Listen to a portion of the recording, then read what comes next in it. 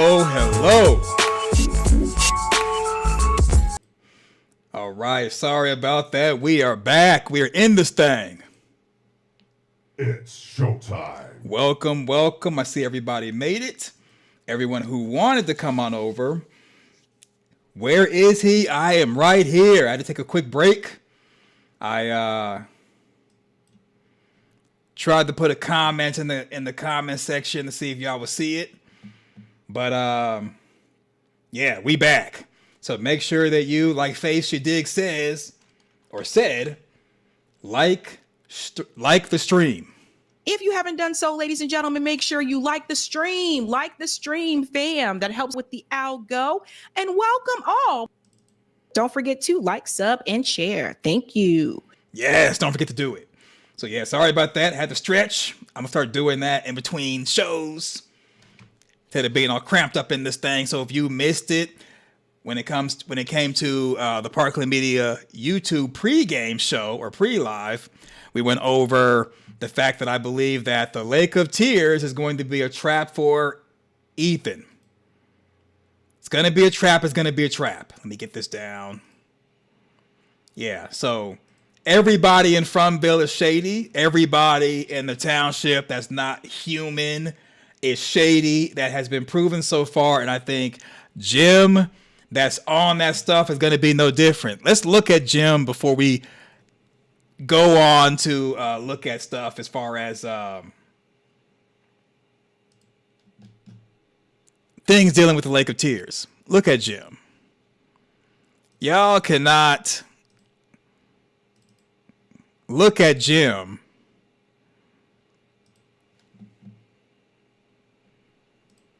doing all the fidgeting and stuff and acting crazy and not think that this guy means good. But Ethan is a child, so he wouldn't know a red flag. Children don't really know red flags unless they've lived a tough life. But yeah, Ethan would not know a red flag. So this is season 4, episode 1. Ethan goes into the back of the RV to get the radio to try to talk to baby Thomas, who is in heaven, to, I guess, help his dad navigate the afterlife, which is a nice, kind gesture. Nothing wrong with that. So Ethan does that. Even though he knows all the answers, he's still a child. So he leaves out, and then Ethan sees his dad. Jim is sitting in the opposite direction as if he was in deep thought, depressed, facing out towards the forest, as maybe to be waiting for something, but looking sad nonetheless. Looking like he is going through withdrawal, if you will. Dad. Jim turns around, doesn't really look surprised or shocked. He just looks like as if he's still alive and he sees his son. Big hug. Jim hugs him and closes his eyes.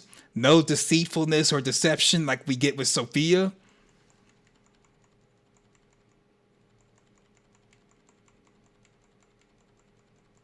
A nice touching scene.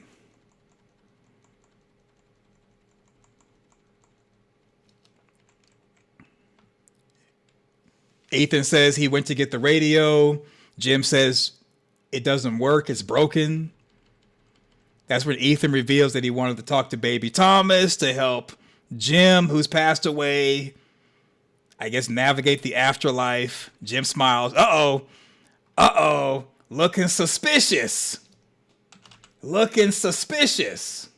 That was sus. Yeah, dude is looking suspicious. Vision Jim is very suspicious.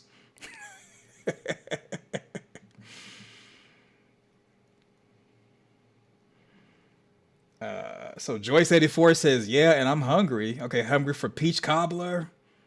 Okay. I guess people are getting ready to book for some cooking.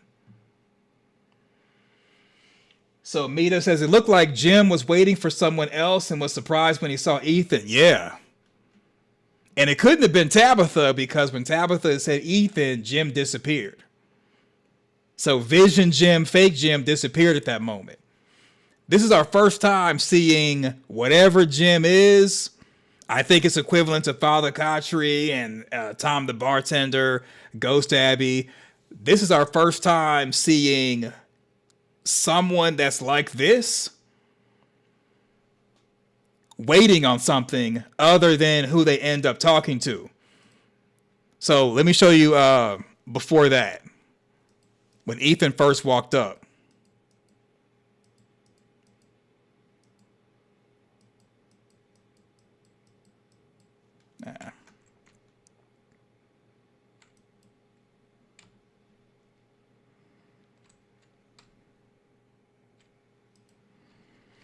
So when Ethan first came to the area, Ethan walks up.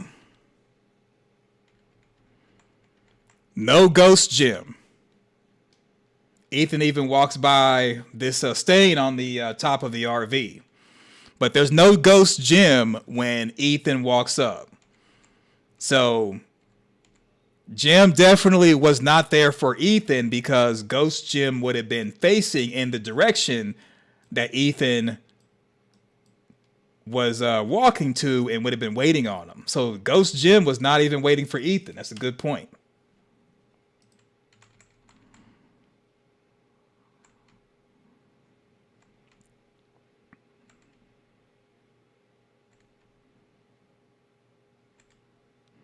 Comes outside, sees Jim.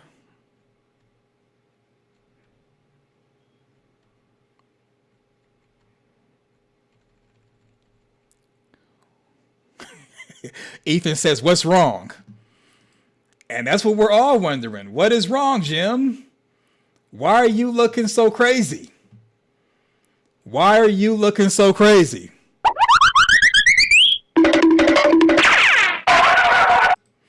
So that's the reason why I believe that the Lake of Tears that Jim wants Ethan to find, it's going to be a trap waiting for Ethan. And the trap is the scarecrow that's going to bust through the wall in the cabin that we saw in the trailer.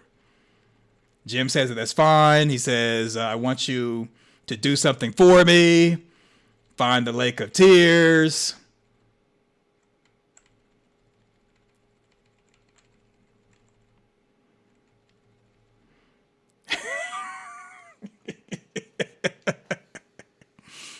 Jim is afraid. So the question is, what could Ghost Jim be afraid of at this moment? Because you already gone. You're already gone. What could you be afraid of? Yeah, man, this guy's looking around. So just some fun facts. Remember, when Jim was on the ground, and let me show you that. Remember, when Jim was on the ground after the man in yellow took care of Jim, gave him the welcome to Fromville treatment, Jim's clothes were wet. So the body that was found in the barn, uh-oh.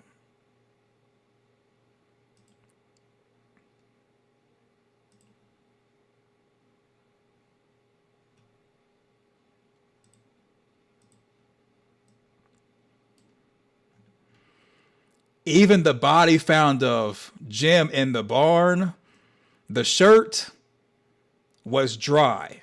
Even the neck part was dry. There wasn't any blood on the neck or the clothes. And this version of Jim, the same way. His neck is fine, nothing on the clothes. So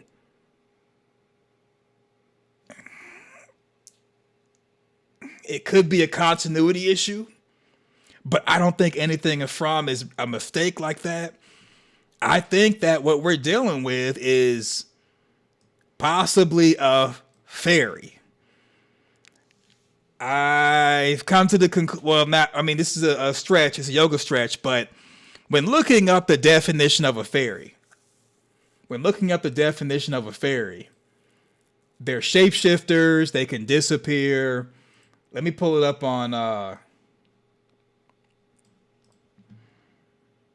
let me just pull it up. This is according to Google search. So for the longest time, people have said, oh, it's the monsters, they're fairies. I think this gem is a fairy. If we're going to have fairies in the show, I think this is the closest thing we're going to get. And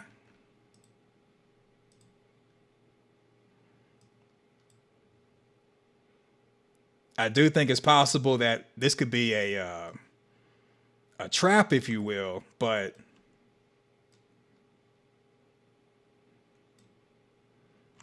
I think this might be the closest thing we get to a fairy or the fae as far as the township, because Jim, that's on some type of substance, was saying that the Lake of Tears is real, and it wasn't the Lake of Tears that was going to bring Norman back to life. That's one of Ethan's toys. It was the fairies at the Lake of Tears that was going to bring Norman back to life. So for all we know, this gem could be a fairy. So fairies are supernatural beings from European folklore. They are often depicted as small winged humanoids with magical powers, though traditionally they range from human-sized beings to spirits of nature found in forests, where that gem thing was, hills, and waterways. They are classified into trooping, social, and solidarity types, ranging from helpful household sprites to malicious, dangerous tricksters.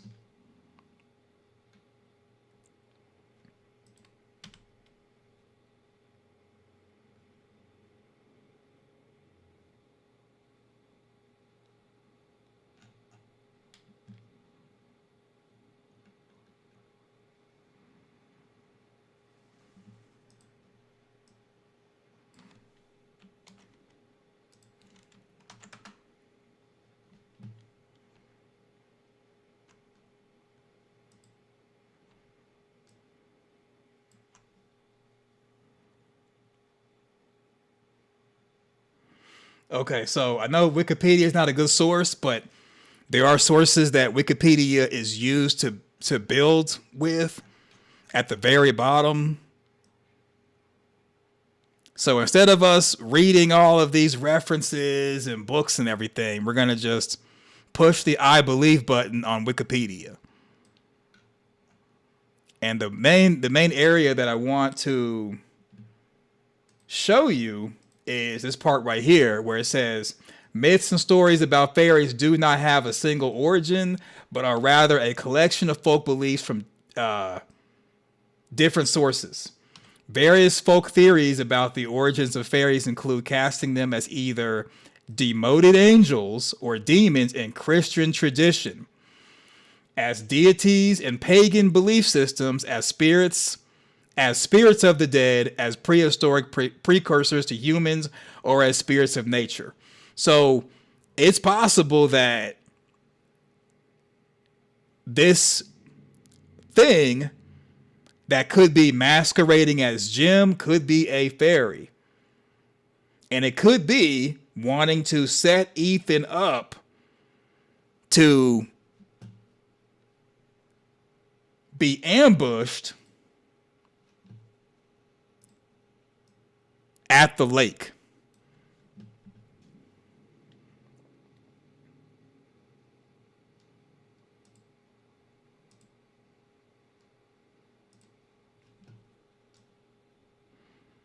So the real Jim has already been to the lake that I believe is the quote unquote Lake of Tears.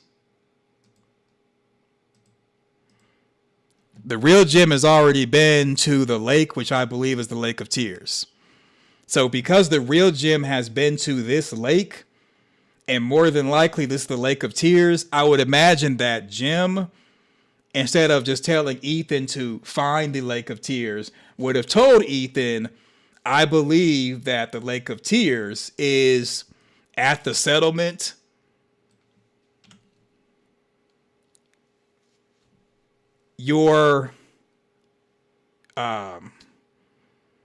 It's the settlement that I went to before. Kenny can show you how to get there. Because Kenny was with the real Jim when they found the lake and the wild vegetables. I imagine that if that was the real Jim, the Jim looking over his shoulder, looking for someone who's after him to get some money, I imagine that if this was the real Jim, he would have mentioned, I have been to the Lake of Tears. Kenny can show you where it is. I can't go with you, but I need you to go there. And when you go there, I'll tell you more. Or go there to do this thing. Like, bring me back with the fairies. I imagine that the real Jim would have given Ethan more information and would have not left when his wife showed up looking for Ethan. He would have made himself known. But because he did not do any of that, this guy cannot be trusted. But the same way how forces have manipulated Boyd season 2, have manipulated Sarah season 1, manipulated Elgin season 3, I think the person to get the okie doke this season is going to be Ethan, thinking that he is doing his father's business, helping out his dad, when in actuality he's getting tricked. Yeah. So Jessica Newperry says that white stuff grows on trees. What? What white stuff? Oh, you're talking about this picture right here. Yeah, I've seen this before. I don't know what it is. So Jarvera says, so fairies can be good and bad. Yeah, I mean, just like people can be good and bad, fairies are the same way. Same thing with leprechauns. Same thing with unicorns. Like, basically, they can be hostile or hostile. Jessica says, I know I'd be scared of Abby. Jim probably is also. That was funny.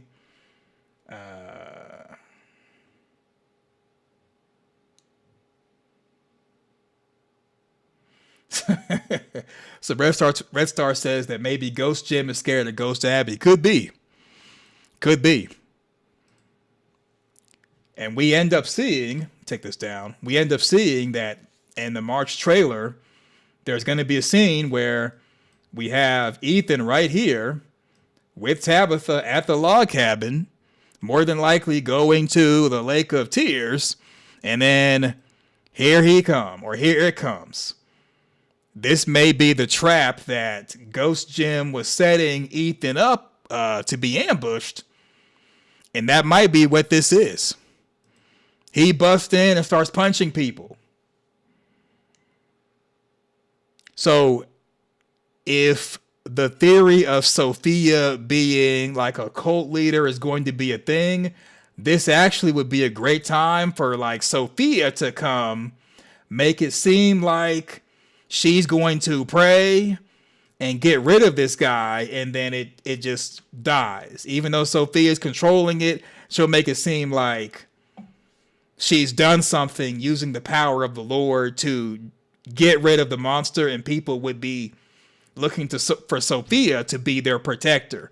And that would be a great way for her to introduce herself as not just the vulnerable girl who came into the township whose dad died, who's a priest, but that she has powers, and the power comes from the Lord. And she could be a cult leader like that. if they decide to go down that route. And in case you missed it on the in Parkland Media, this is a map that's made by someone on Reddit. We're going to use it for illustrative purposes. So during that screenshot that I showed you, as far as the log cabin, they're basically right here, right next to the lake where Jim found the wild vegetables. And I think the Lake of Tears is right here.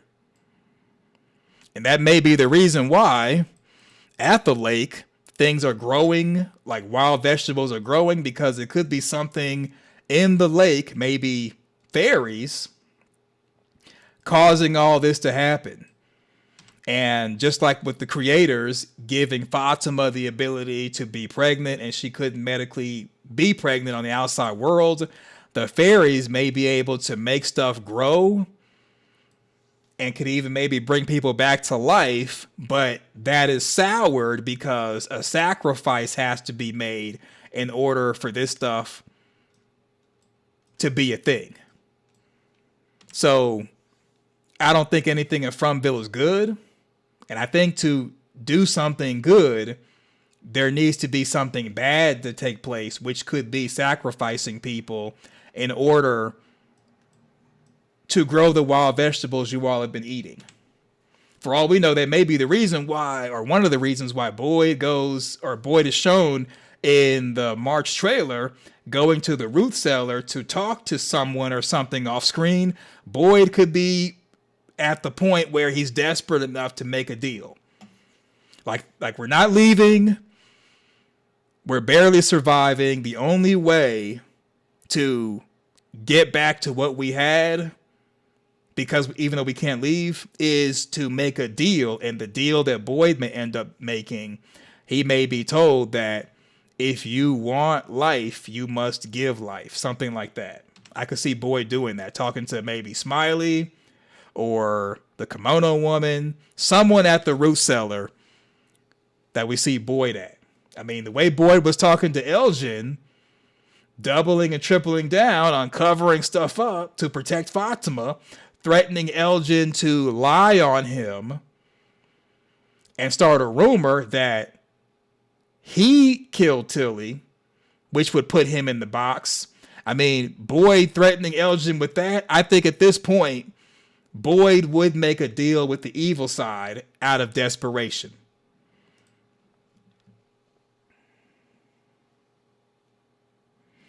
So Mita saying Ellis Ark is running away from the Scarecrow and accidentally slips and falls and protects Ethan by accident, though. Yeah, I can see him diving out the way, trying to get to safety, and then all of a sudden gets on top of Ethan to protect him. And it's like, it kind of is somewhat of a heroic moment where I saved your, like, Boyd will think,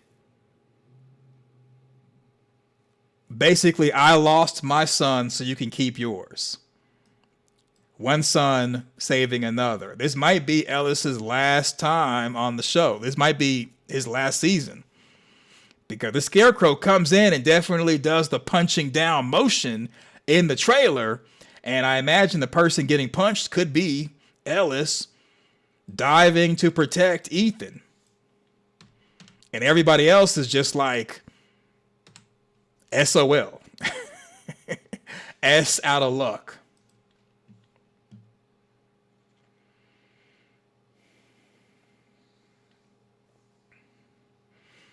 So Red Star says in one of the trailers, Ellis and I think Julie bury the Scarecrow, so that's probably how they come back to life. Maybe if they brought Jim there, he'd become a Frankenstein. Possibly. So Red Star says Donna is gonna feel so guilty if she survives this and Ellis doesn't. Yeah. If anything, Boyd would feel guilty because, I mean, he's lost his entire family. He's no different than Kenny. I could see by the end of the series, entire families are lost to the township, and people end up sacrificing themselves because they're like, I have nothing more to live for.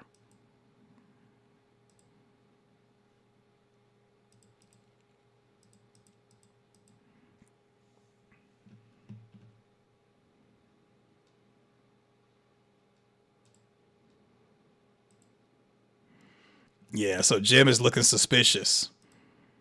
And to further that suspicion,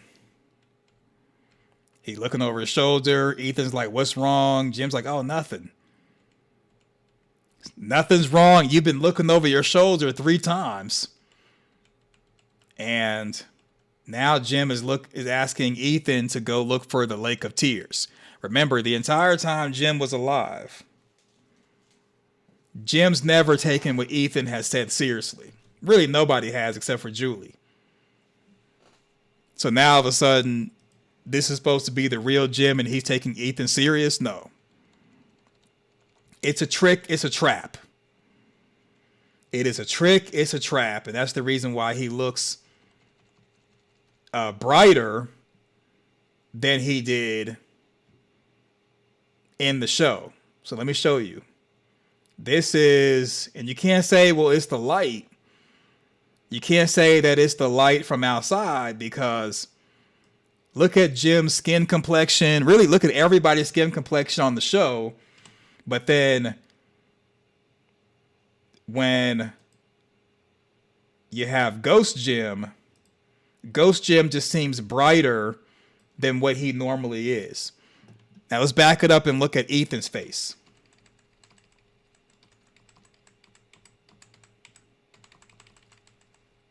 See, Ethan is right there at the same area. His face is not bright like that.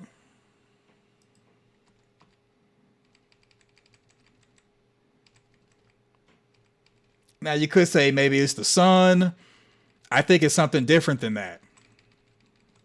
Because again, whatever is shining, okay, let's say if they had a light above, or it's the natural light. Ethan's face would be lit up like Jim's is. And I think they've done that to let us know that this is not the real Jim. So a bright light on his face gives the appearance of him being angelic or a fairy. Clothes were dry on the body when he was found in the barn. Clothes dry, no blood on the neck. Yeah, this is not only is this not Jim, I think this is a fairy. Because, you know, fairies can shapeshift, they can teleport, they have magical powers. I think this is a fairy setting Ethan up for the okie doke.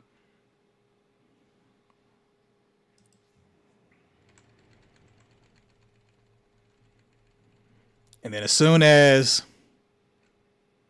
Uh-oh. Looking around. What you looking at? What you looking for? As soon as Ethan asks, why can't we look for it together? And he hears Tabitha's voice. He's gone. That is very suspicious. Very, very suspicious.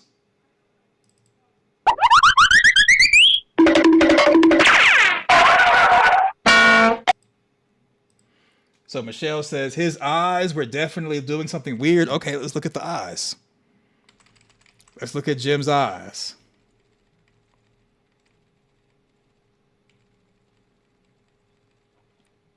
Yeah. Yeah. He looks shady. He looks like he's setting you up for failure. His eyes do look suspicious. Can't trust those eyes. Yeah, don't trust the eyes.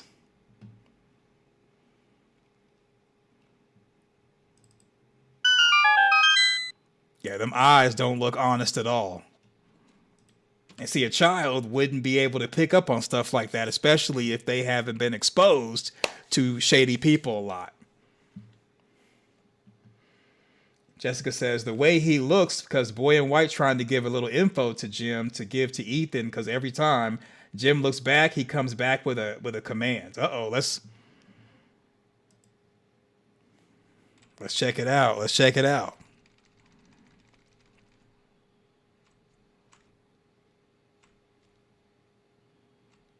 We're going to take it from the top. We're going to take it from the top. All right, we'll start from this point right here, and we'll take a listen.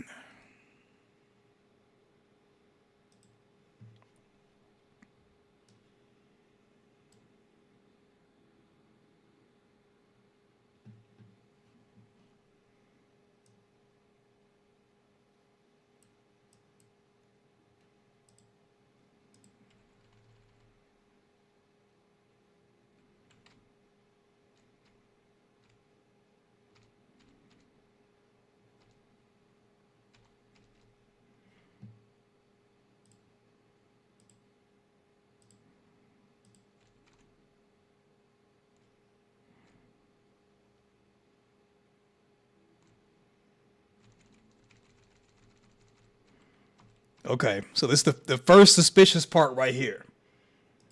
We're going to rewind it a little bit. All right, and let's do it. You wouldn't be alone.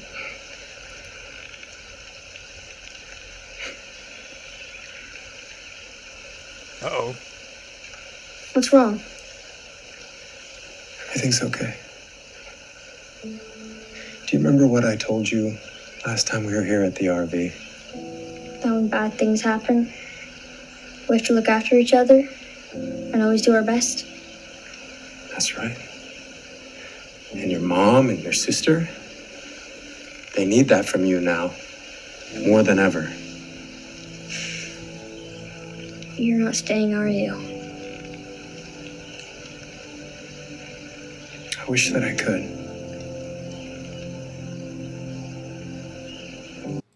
Okay.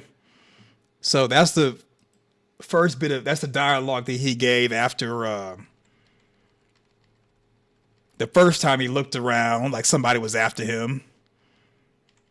Let's continue on.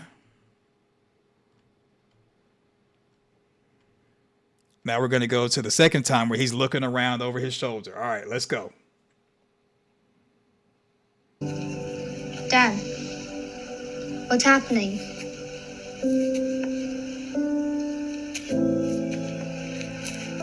I need you to do something very important.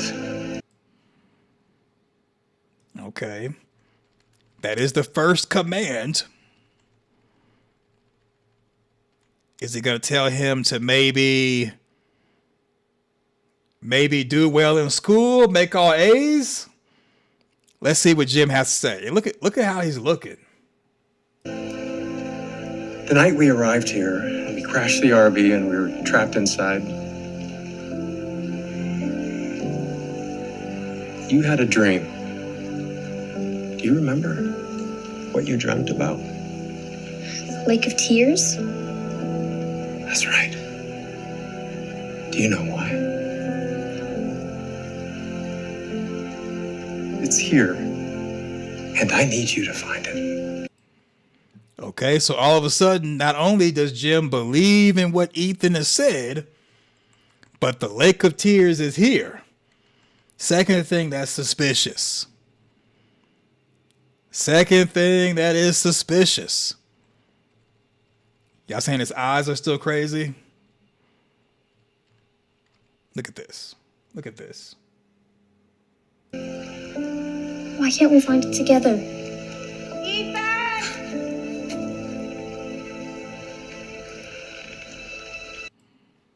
Yeah. Very suspicious. All of a sudden, Dad is gone. All of a sudden, Dad has gone to the store to get milk and he hasn't returned.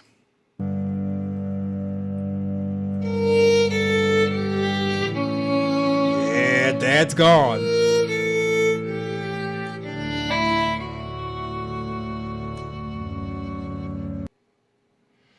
So Mita says, oh no, Tabby's voice. Right. As soon as Tabitha said Ethan, the fake Jim left.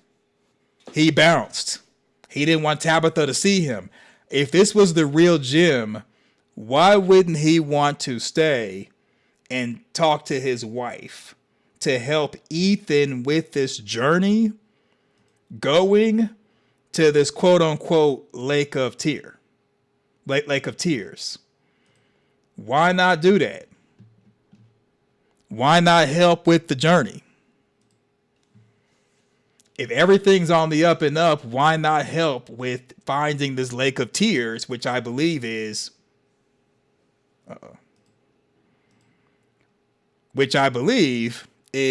right here.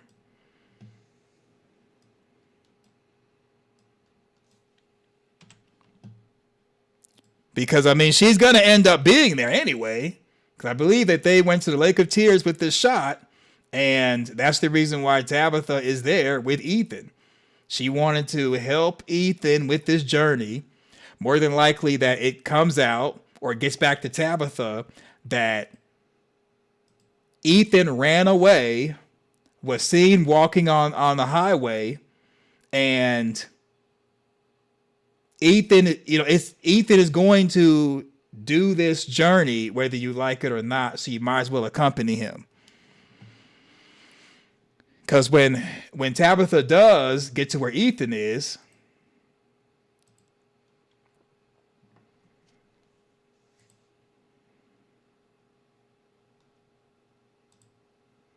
and she finds him, this is the interaction right here.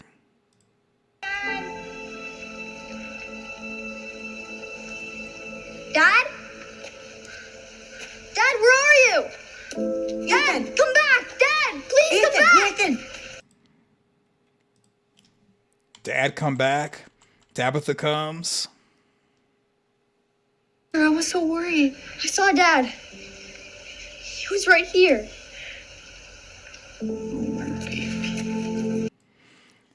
Tabitha's not mad.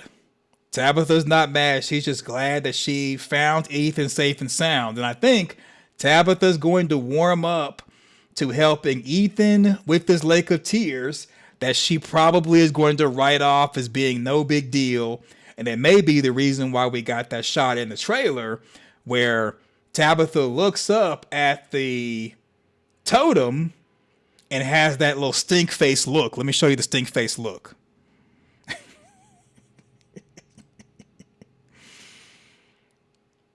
She gives the stink face look.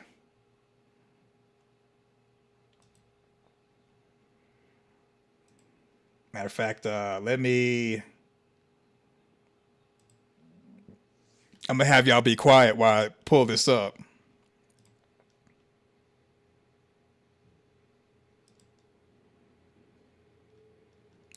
Okay, you know what?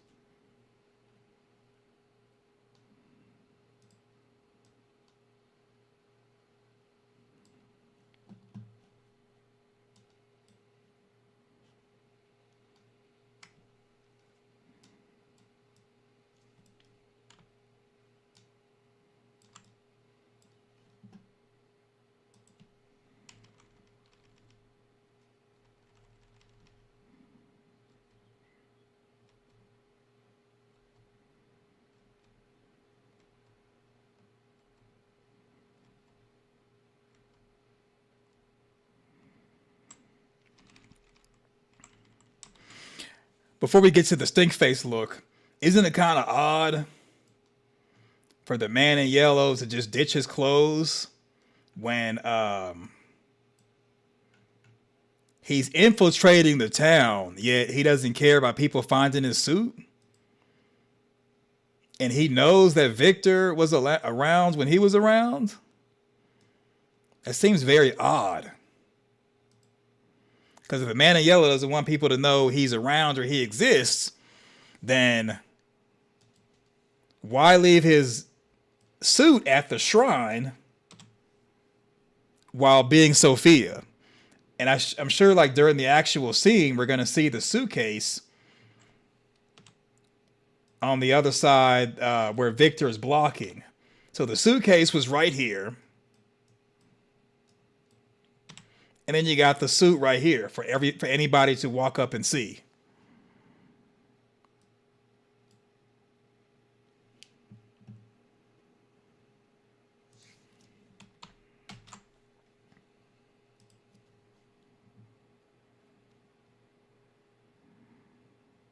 All right, give me a moment. I'm finna shut some stuff down. My computer's starting to lag.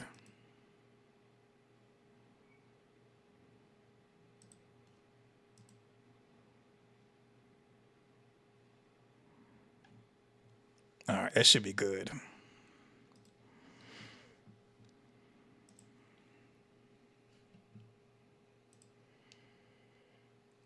So Joyce84 says maybe Victor finds the suit, uncovers it, and then brings the others to show them. Could be. That's kind of how it looks. I mean, Victor's kind of like standing far away. We know Victor knows about the man in yellow because he mentioned it to Henry in the barn, season 4, episode 2. So Victor could be showing these two, and it could be somebody right here. I'm sorry. It could be somebody on the other side where Victor is blocking who may also be in the shot. Then it also could be someone else in the shot that's edited out. Like Tabitha could also be there. Because we know that when it comes to the trailer, we get one version for the trailer, and in the actual episode, it's something different. I showed on a previous video where there was a shot of Jade looking into the distance with the beard, but then the actual episode, which is basically the episode where Sophia is in the car wreck, we see people or somebody to Jade's right who was edited out of the shot during the trailer. So a lot of this could be either them shooting a scene multiple times, and in the trailer they used the scene one way, and in the actual episode they use a different scene that they shot, which is the same scene. Or it could be someone right here who was edited out, or someone who's on this part of where Victor is behind Ethan. I imagine that Tabitha might be there, or at least Julie, and not just these two. Because unless this is further into the season, we know that Tabitha is going to be around Ethan like a mama bear and not want Ethan out of her sight. And she was upset with Jade not wanting to deal with anything as far as a mystery. So for Jade and Ethan to be together, Tabitha's got to be there in the scene, and maybe we just can't see her because she's edited out or Victor's blocking her.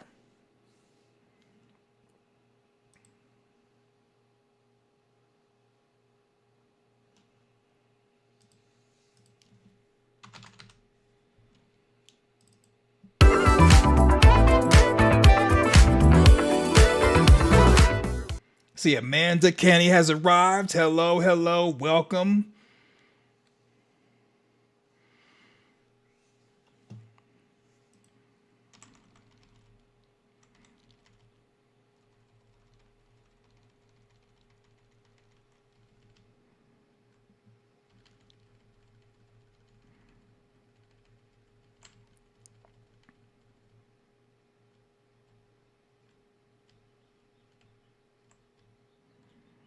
Yeah, so this is the shot right there we just got through looking at.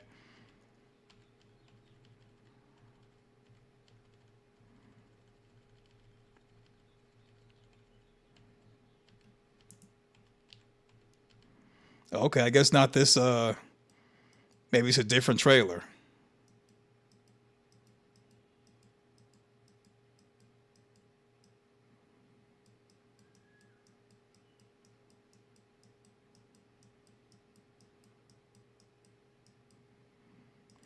Yeah, maybe a different trailer where they do that.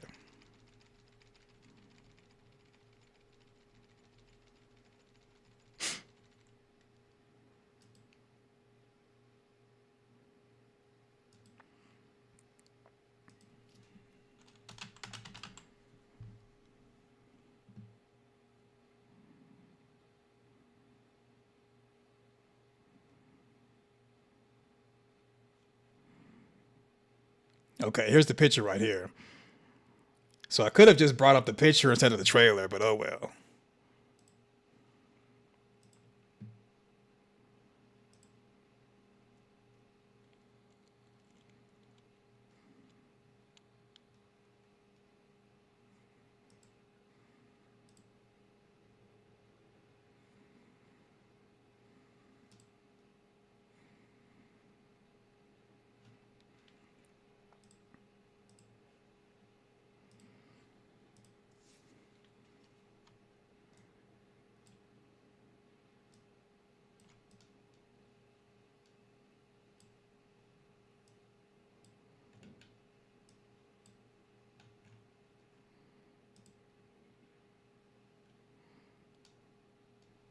Yeah, I'm sorry it's taking me so long to bring this stuff up. So this is it right here. This is what I was saying as far as Tabitha giving the stink face. This may be Tabitha while journeying with Ethan to help Ethan with what he's got going on. She may see the totem towards the end of the season, and she looks like she's angry or upset. Like maybe this totem may have been made by Miranda to keep the man in yellow away from the township, away from certain parts of the forest. And then when Jade took part of the totem to open up the bear trap when Christie's foot got stuck in there, that may have allowed the man in yellow to run amok. So for all we know, the reason why Tabitha's looking like this is because maybe Miranda made the totems and Tabitha remembers why the totems were important.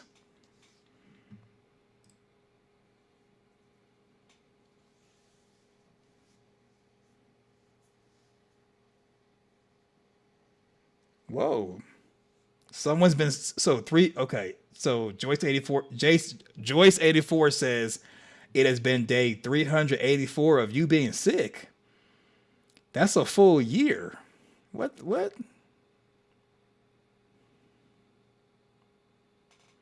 So Michelle says, I can see Tabitha leaving Ethan and Julie and he escapes again. I can see that. Oh, okay. So Amanda says her bronchitis has been acting up. So hopefully she gets well soon. Everybody wish Amanda speedy recovery and hopefully she gets better soon. Oh, okay, Joyce is being silly. Okay. I'm like, man, what's going on? What is going on in the Fromville? Go crazy, go crazy. Ooh.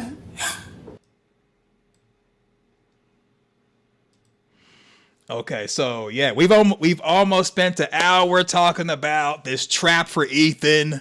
I think it's a trap. I don't think that's the real Jim. Some of you all might be like, nah, I think that's Jim. I believe in Jim. If you do, that's fine. If you trust Jim, I say trust him. Go ahead and trust him. Maybe it'll work out.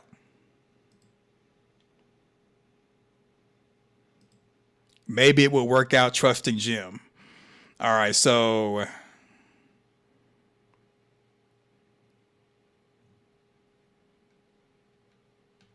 now let's look at some alleged season 4 episode 3 trailers.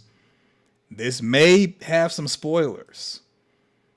So you've been warned. This might be some spoilers.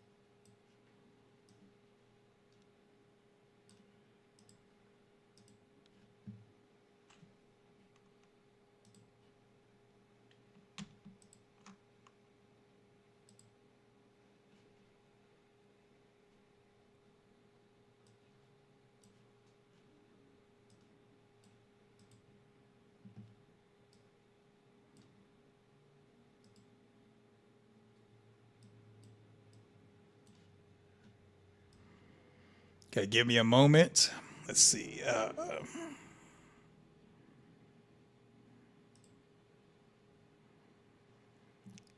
This May.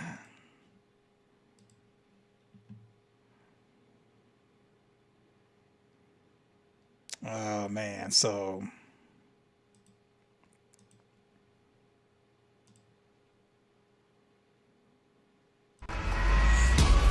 Are you kidding me? I didn't mean to upset you. I'm sorry. What did you mean to do then? whoa. Okay.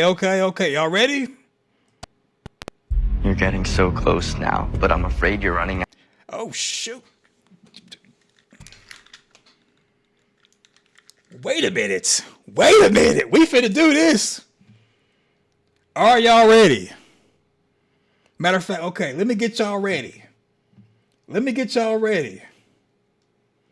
We gonna do this. Y'all can't even type. I just seen a little bit. I'm like, wait a minute. Oh man, we finna do this.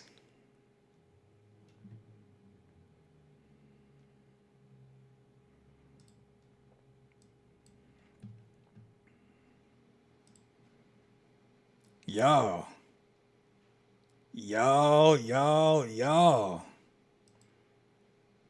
We finna do this. Oh, we gonna do this.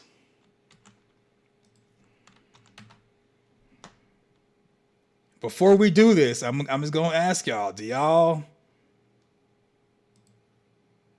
want to see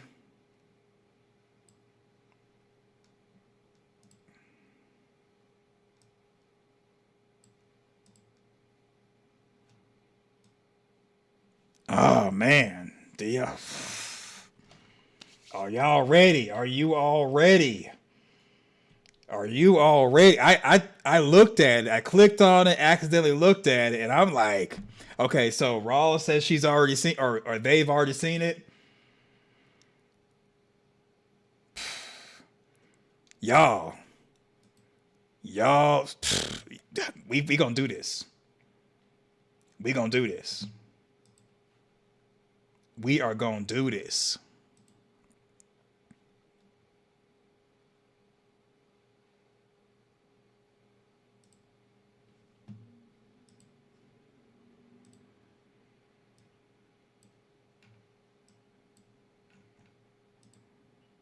Let me set this thing up.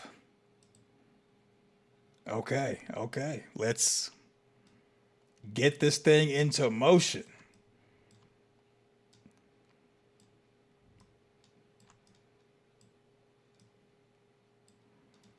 Okay, before we do this, I'm going to take one more break because I think this is going to be wild. A 2-minute break. Bear with me. This is going to be wild. I haven't even seen this.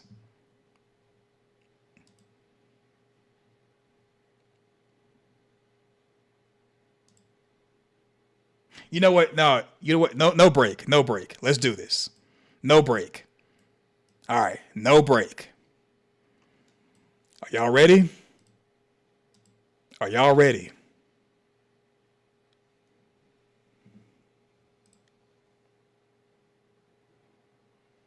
Yeah, okay, let's do it. I think y'all are ready.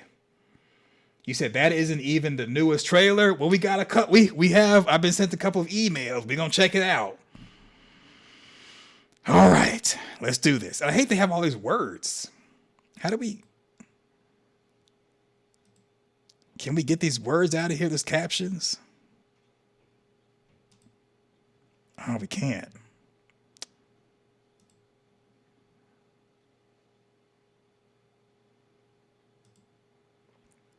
Yeah, let's make, okay, I can't get rid of the hashtags and everything, but anyway, let's do it. But I'm afraid you're running out of time. You remind me of someone I could have helped. Abby, stop! I don't get to get that back. Are you kidding me? I didn't mean to upset you. I'm sorry. What did you mean to do then? Julie, stop. Finding the lighthouse could be what gets everyone home. If it's not, I don't know. I'll try something else. not if you're dead. Mom, please. Mom. Whoa! Whoa! Whoa! Whoa! Whoa! Whoa! Whoa!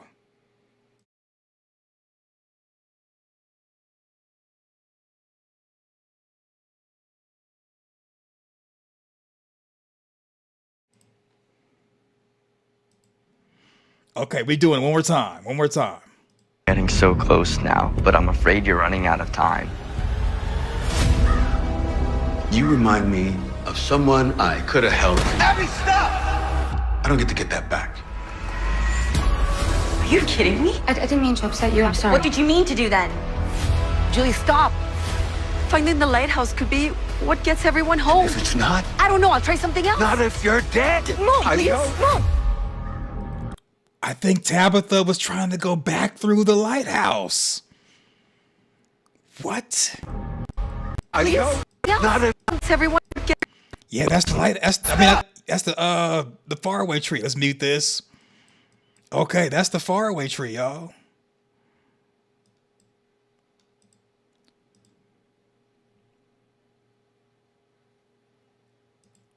That dude is in front of. Oh man.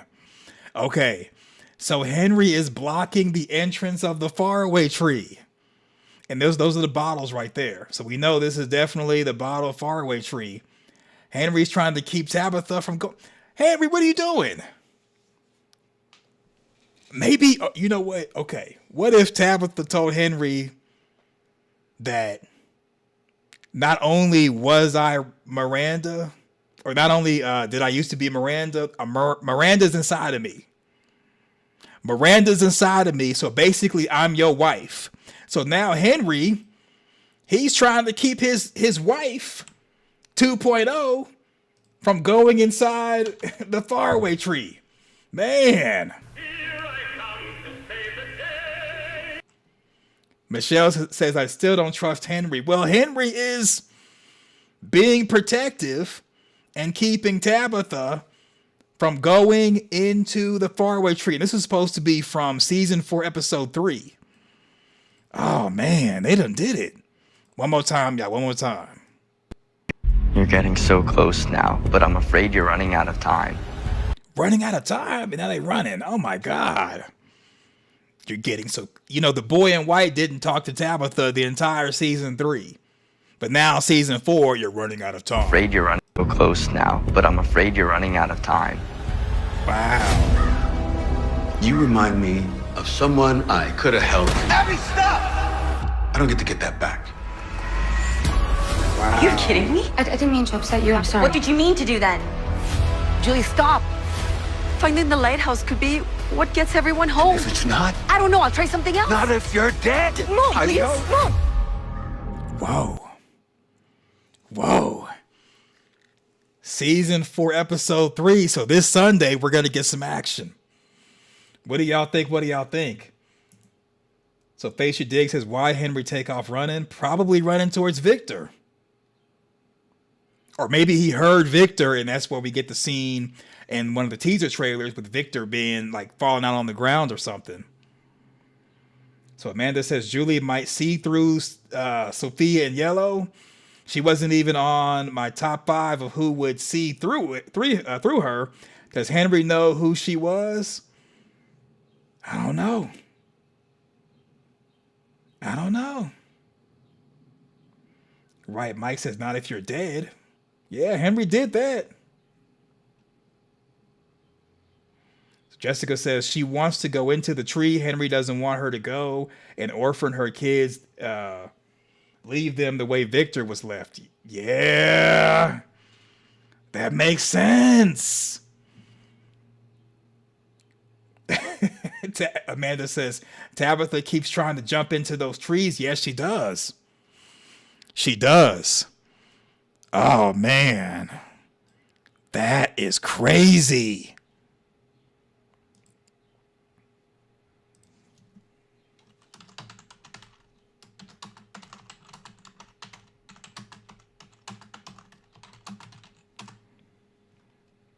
That is crazy. Okay, okay. That is crazy. Okay, let's check out some other. I mean, I think there may be another trailer in here. Maybe.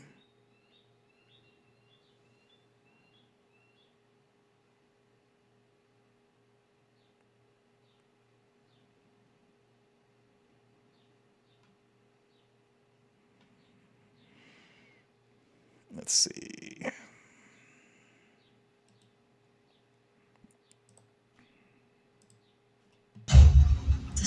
Oh my God, another one. Okay, so it's another one, y'all. It's another one.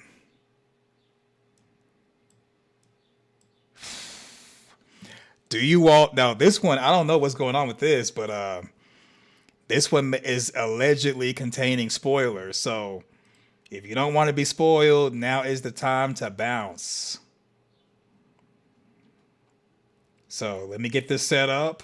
Boy in white telling Ethan to hush. Okay, so the hushing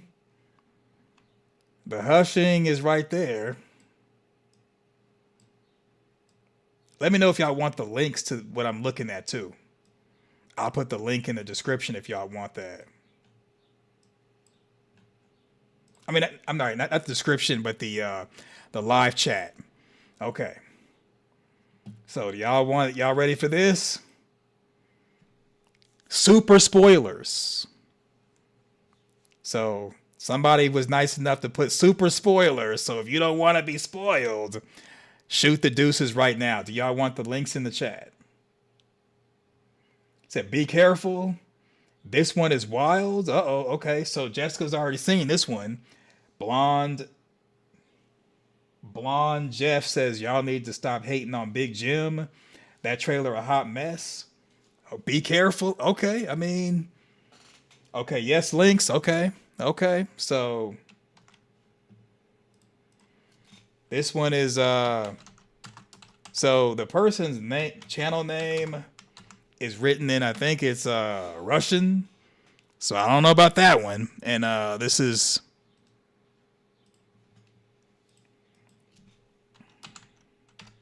Season 4, Episode 3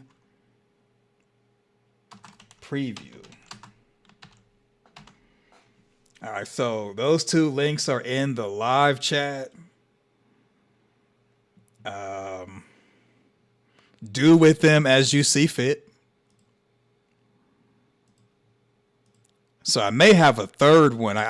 No promises if I got a third one. I'm going to look to see if there's a third one. Because, I mean, when it comes to From, there's more leaks than a sinking boat. So everybody who doesn't want to be a part of this, you've already left, right? Hopefully you've already left if you do not want to see this. Okay, so Red Star 24 says someone else did a review on it. Okay.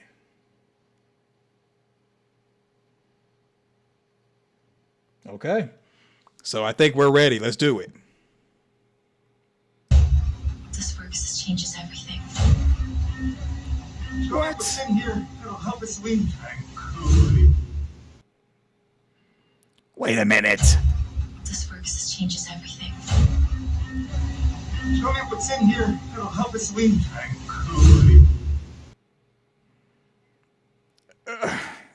Okay, let's go through it. This works. This changes everything. Okay, so this looks like it's another Julie. Maybe she's talking to Randall to Storywalk. If this works, it changes everything. Okay. So it looks like the man in yellow's eating people. He's a people eater.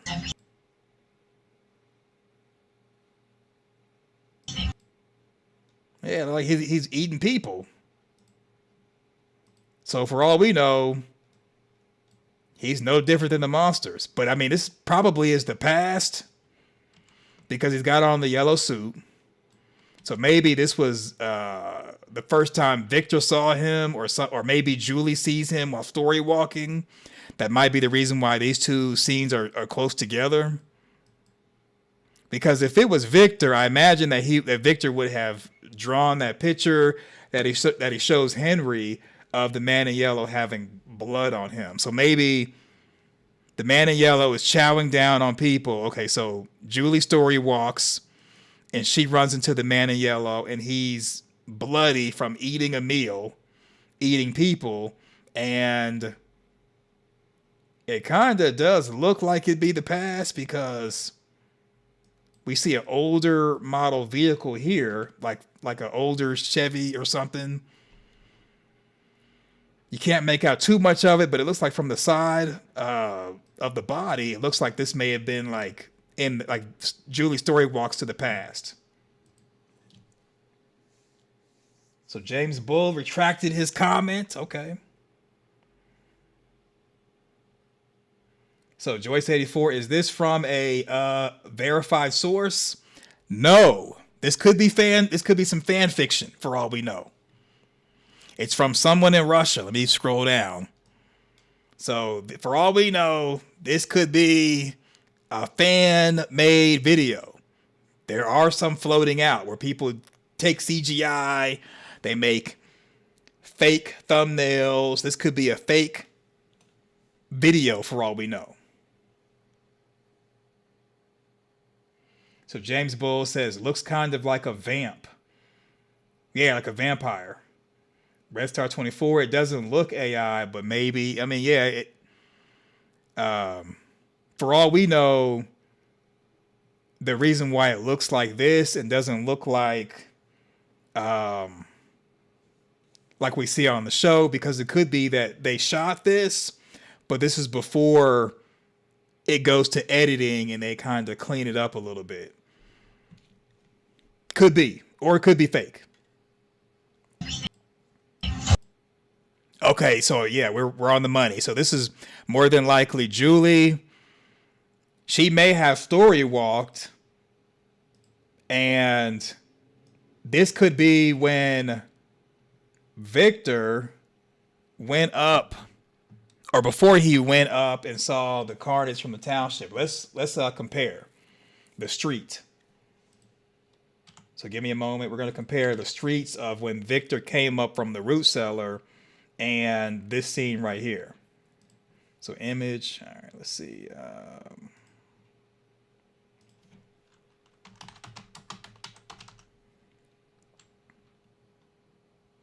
Uh-oh, y'all. Uh-oh.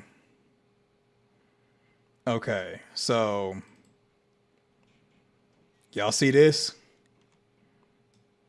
This is probably before Victor came from the up from the roof cellar. And here's why I believe that. So y'all see the yellow car? I mean the yellow I guess it's a Bronco or something. Yellow vehicle right there. Yeah. So because we see both the yellow vehicles right there, right next to each other. Yeah, and then this was the vehicle that the man in yellow was behind in the previous shot. Let's rewind it. Yeah, so let me shrink this down. So y'all see that? You see how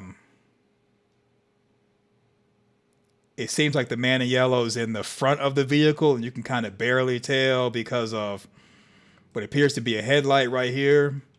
So the man in yellow was, or you know what, this could be a tail light, because we don't, in his shot, we don't see a yellow vehicle. So the man in yellow would be right here behind the vehicle looking at Julie, who Julie would be right here.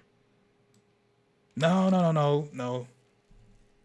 Okay, man in yellow would be right here and Julie would be further up, maybe on the road, and that's the reason why So okay, so this is how it is. So Julie's right here, and the man in yellow's right here facing Julie. And the camera is pointed this way. That's a horrible camera picture, but you all get what I'm saying. Like Julie is basically right here, and the man in yellow is in the back of the vehicle. And what we see from the previous shot is the tail light. Yeah.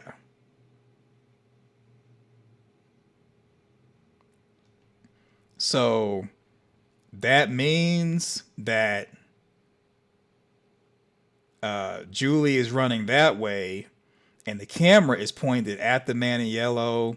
So behind the man in yellow would be the gas station, and the barn is over here.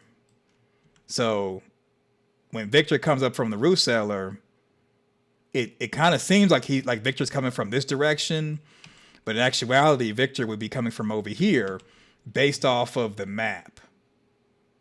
So here's the map of town.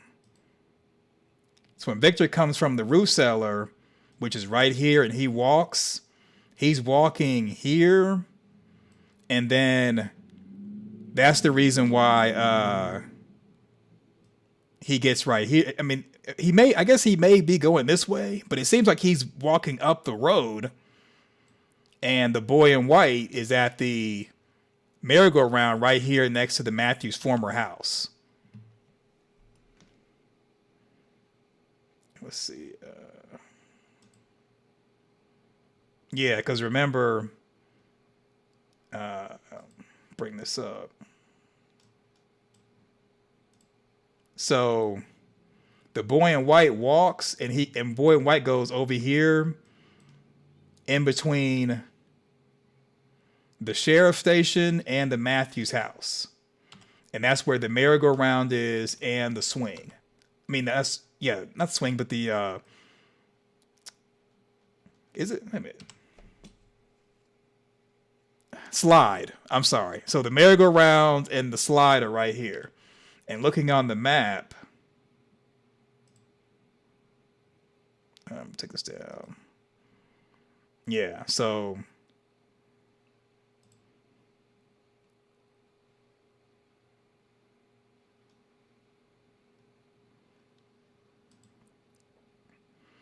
to the right of the post office, before the Matthews house, and then this is remember, this is the Matthews new house, Kenny's old house.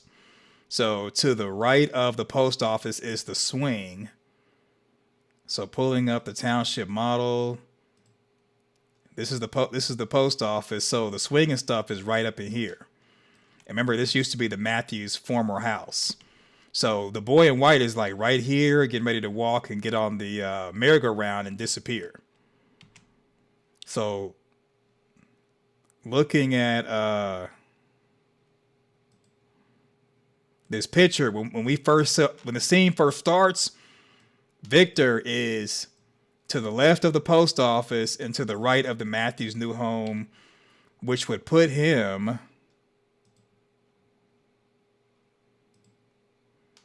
right here. Post office, Matthews' new home, the boy in white is right here, getting ready to walk to the merry-go-round and disappear. So looking at this quote-unquote alleged spoiler, yeah, so the man in yellow is getting ready to chase Julie, and she's going to be going this way. So that might be the reason why when Victor comes up from the root cellar, and I guess he goes through the forest or comes around this way and ends up being right here. I guess he comes from the root cellar, he walks around, goes down this little path right here, ends up right here. He doesn't see Julie because Julie's running this way. Is probably going to run and then eventually disappear and go back to her regular time. And the man in yellow is going to be let's see, where is the I gotta bring up the picture again. Yeah, so the man in yellow is right there where the post office is. So the man in yellow is right here where the post office is. He's gonna chase Julie. Julie's gonna be running away, and so they're gonna be going away from the boy in white and where Victor is. Or Julie runs away, and then the man in yellow could turn into the boy in white. Maybe that might be what we get. Everybody with me so far? Okay, something else to look at. Is she wearing Jim's jacket when she story walks to last episode? Wait a minute, what?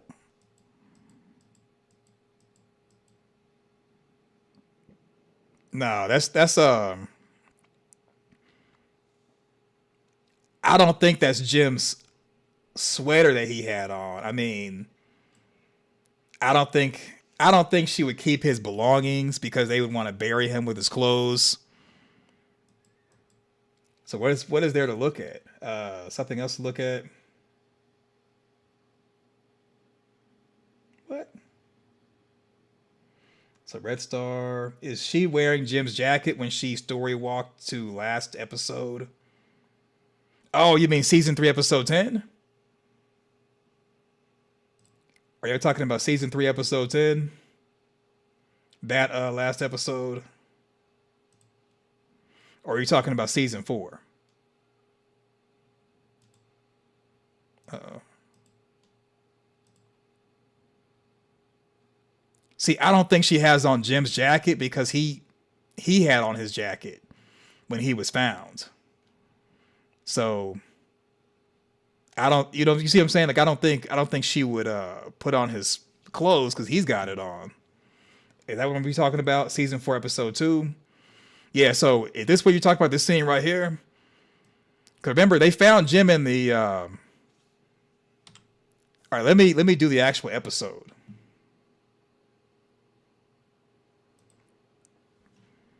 Let's pull up the actual episode. We're going to go back to the super spoilers. Let's just answer this question right quick.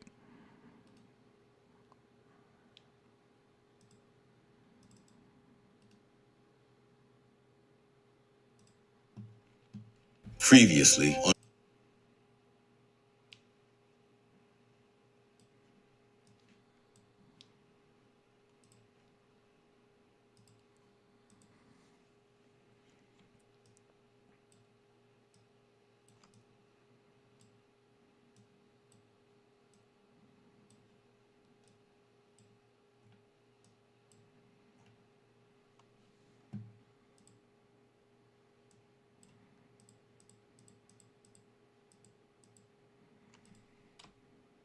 It should have been you.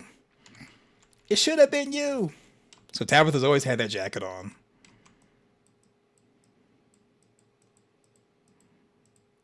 It should have been you.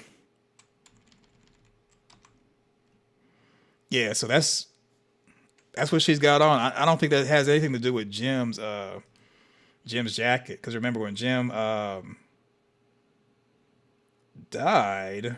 Let's see. I got that picture right here.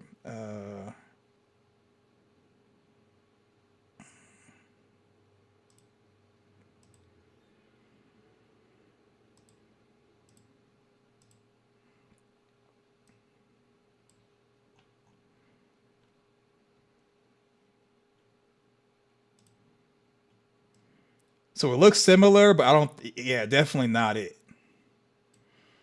Is that what we're talking about right there?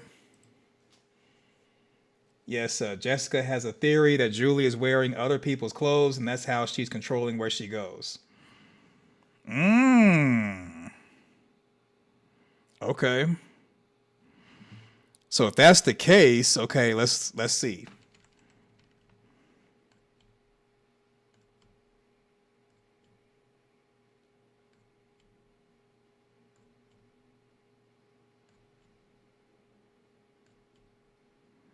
That would go into the precious items thing. Because Sophia in yellow was admiring people's items.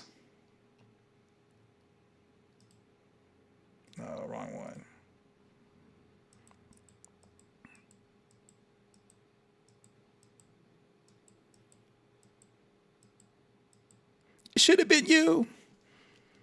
So, okay. So that's Julie, season 4. So we're going to go in here. Maybe we'll look to see if anybody's wearing this like bomber style jacket inside of the RV when she story walks. I just want to have fun.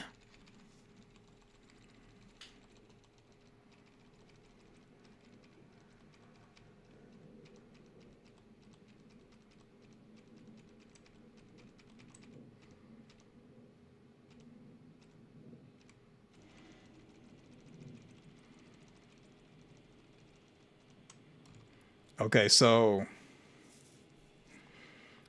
here's what we'll do. We'll go to the actual episode 2 and look to see if anybody's wearing this jacket in the episode.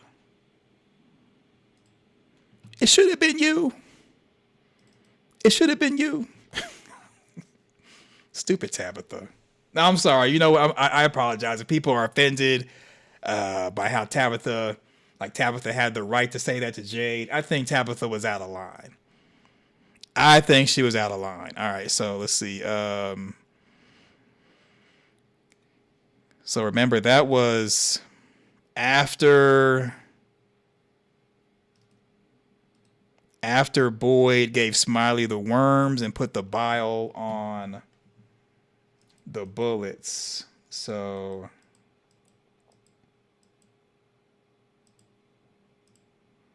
okay, so we're going to go to the RV scene.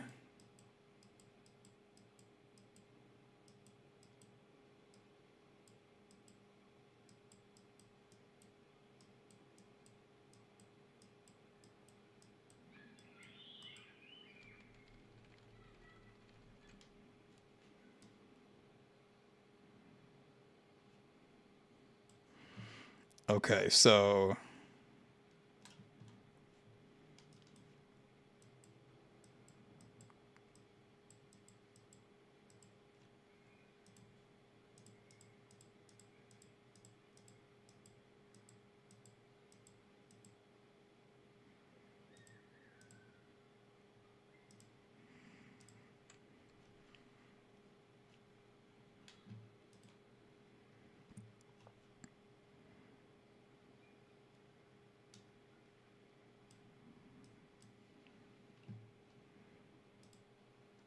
bear with me. Okay, boom, we got that. Now we're going to pull up season 2, episode 9.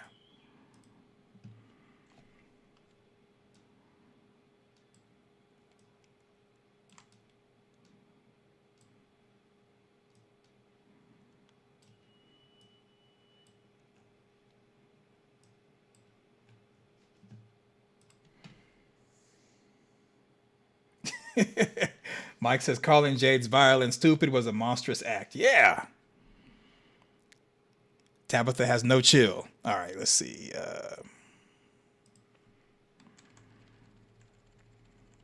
Okay, it's Tilly.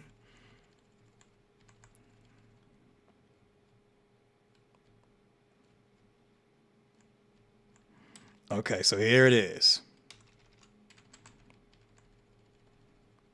So we know Donna doesn't have it on. Can y'all see it okay? So I don't think it's Randall either, because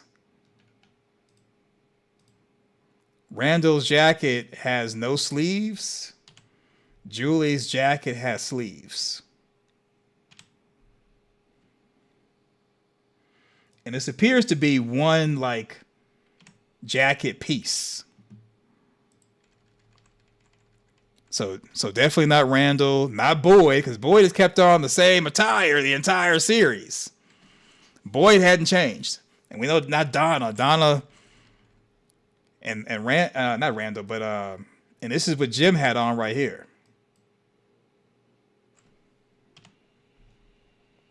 So do y'all want to see Donna, or you all can, you know, because Donna normally has that flannel on. So are you okay with we basically have seen everybody in the RV.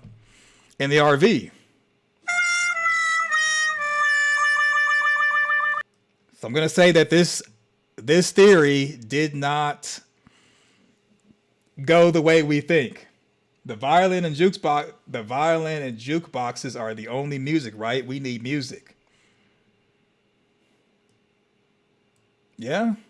There's also a piano in Colony House. Remember that scene, Run Around the Hill? There was somebody playing on the piano.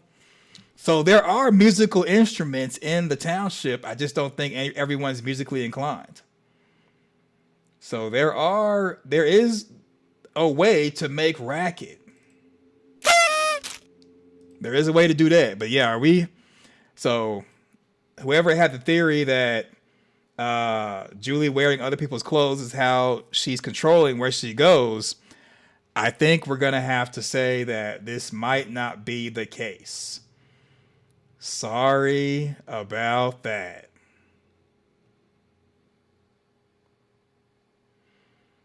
So Red Star says, I think some people have the 80s player.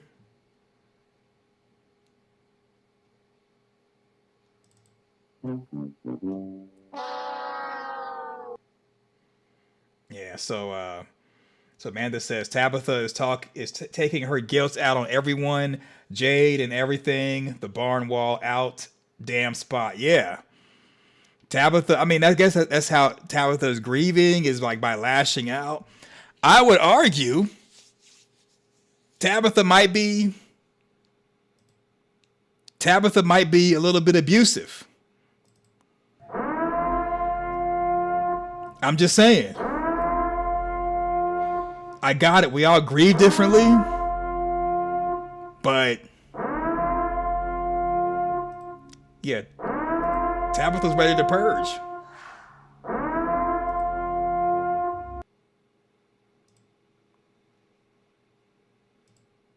Tabitha's ready to purge. That's the wrong answer. I got it. You grieving, but that's the wrong answer. All right, so I'm going to take these down and go back to the quote-unquote super spoilers. We're going to take this down and go back to the super spoilers, y'all. I think at this point, everybody should be, kind of good with what's there.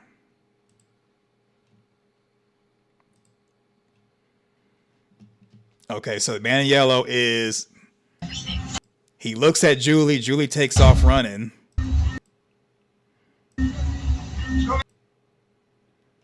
Oh, Tabitha's got a scar on her forehead.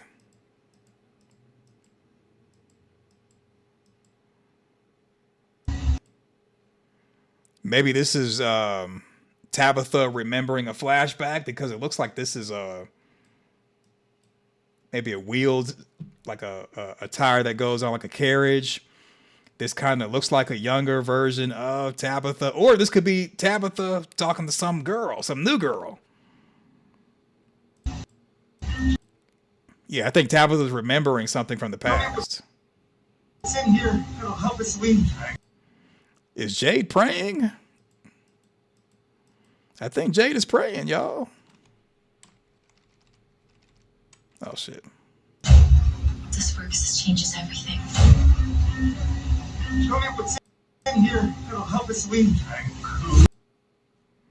And Cooey.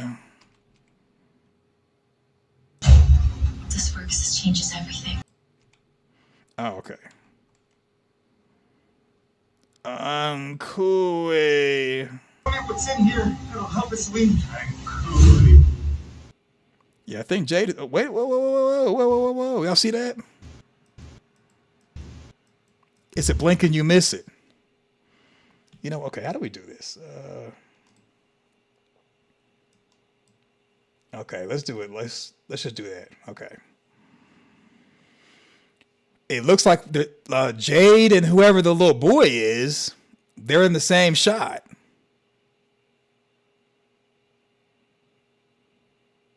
Oh, people with violins. Okay. Maybe this is the past. Because doesn't this kind of look like Christopher? I think that's Christopher. Let me double check. That looks kind of like Christopher. Like Christopher used to make people happy playing the violin.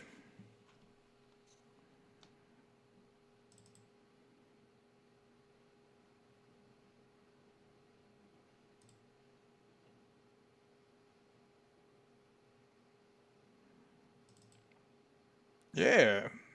Isn't that Christopher, y'all? So maybe Julie story walks and goes back and actually interacts with some people from the past. That's Christopher playing the violin. Y'all see that?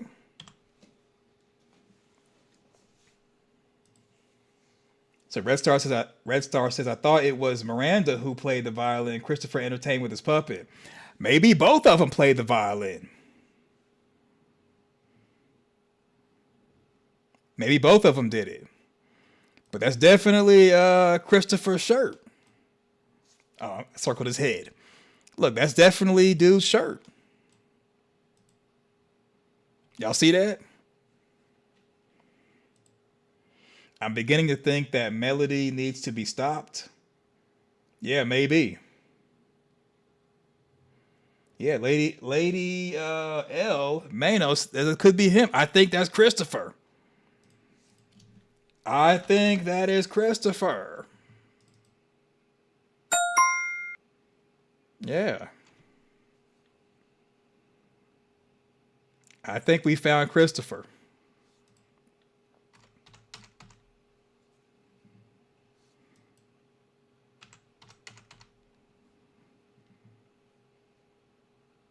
What do y'all think?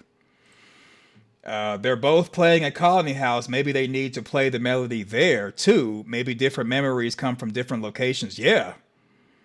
So Red Star 24, it says true. It's probably him. Maybe it's a small retcon, or it could be Julie story walking. Yeah, I mean, for all we know, it may have not just been like one character who could play the violin. It could be many different characters.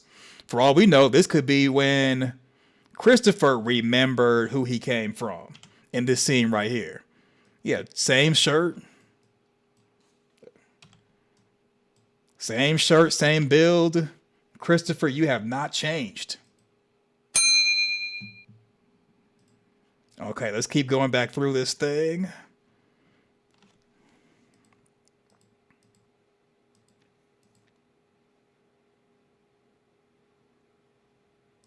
Yeah, Jade may be praying. Like he's psychic. We see Boyd out there to the side.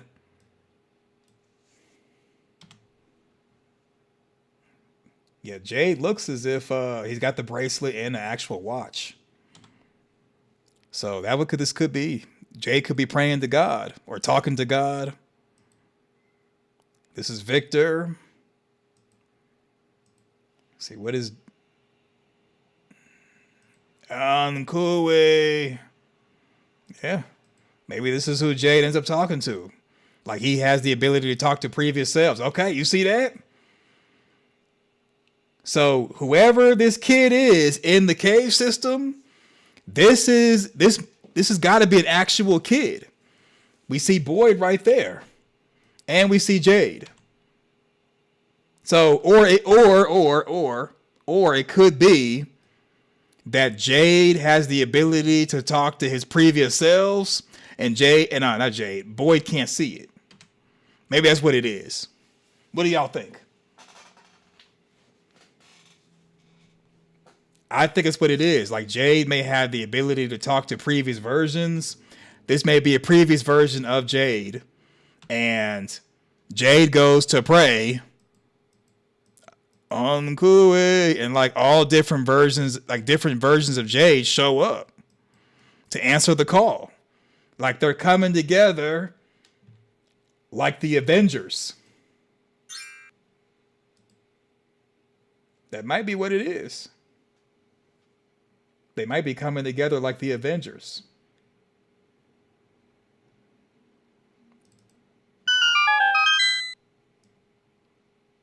Or I made a members only video where I was saying or talking about the Council of Tabithas. I mean, it might be a Council of Jade. Council of Jades. Incarnations assemble, right? I mean, why not? At this point, why not? Why not have, like Mike said, Incarnations assemble, Avengers assemble? Why, if you can see or remember previous versions of yourself, why shouldn't you be able to talk to them as well? And you have a whole room full of Tabithas, a whole room full of Jades, and they're all like, let's put our heads together and figure this thing out. And they're all arguing and debating. They're roasting each other. I don't like your clothing. I don't like the way you're talking to me. I am royalty. You know, just doing all that. Address me as King Simon. That's who I was when I was alive. And Jade is like, shut the F up. I need your help. And they're like, no, you need to address me properly. They could even be calling Jade American scum. You strayed away from the Queen of England. You American scum. You don't even sound like us. It's, you know, come with different British accents and stuff. Unkui. I just want to hear the Unkui thing again. Here, that'll help us win. Yeah. Remember, Unkui. Yeah. So Skullmaster comes out. One more time, y'all. This works. This changes everything. Show me what's in here, that'll help us win. Yeah. Okay. Interesting stuff. Right. So Red Star says, just like a Coliseum of J's like Ant-Man 3. You know what? That's exactly what I was thinking. That's exactly what I was thinking. Yeah. A whole council coming together, talking crap to each other. Why should we help you? We already did. Why should we help you? We're already dead.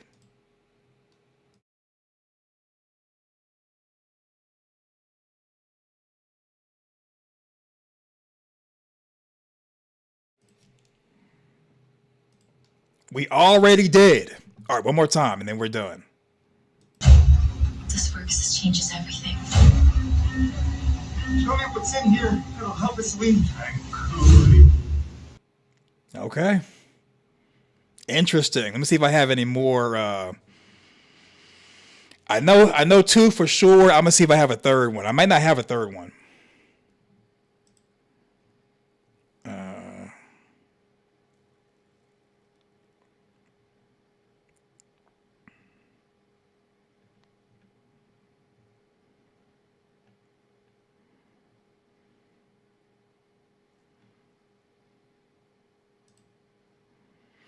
Okay, so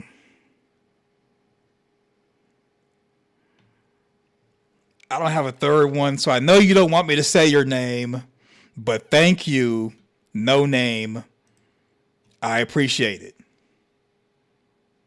Hold on. Yeah, okay, I played that one. Okay, yeah, so thank you, no name. Oh, this is another one? Hold on. Okay, no, it's not the same one. Okay. So thank you, no name. All right. So just two. Just two so far. Okay. Okay. Unkui. All right. So,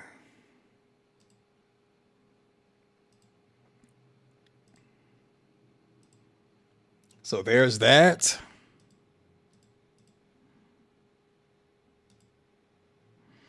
So I put the links in the chat. So Jessica says she is playing with that scarecrow doll that busts through the cabin.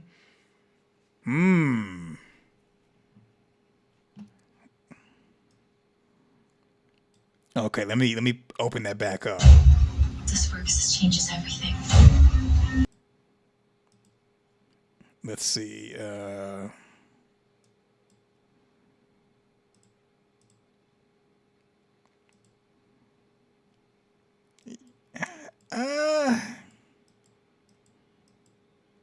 Let me, I don't know. Let me, Y'all think so?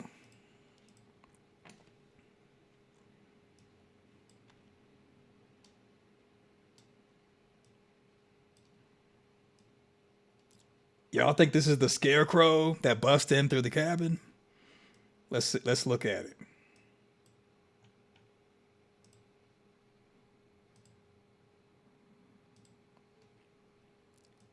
Because if that's the case, you got a really good eye, because I cannot make heads or tails of that thing. This, you're better than me, because I cannot make You think so, Jessica? Child Tabitha is playing with the doll that busts through the cabin as a giant doll. Okay, let's bring up the doll. Did you already have it queued up?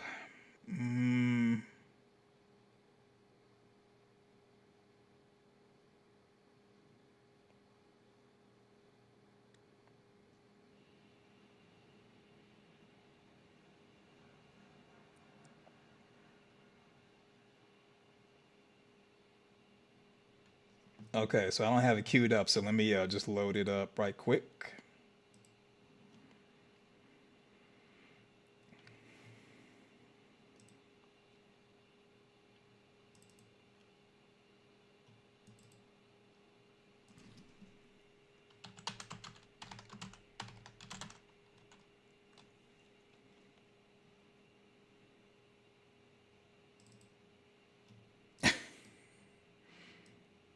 Are you sure?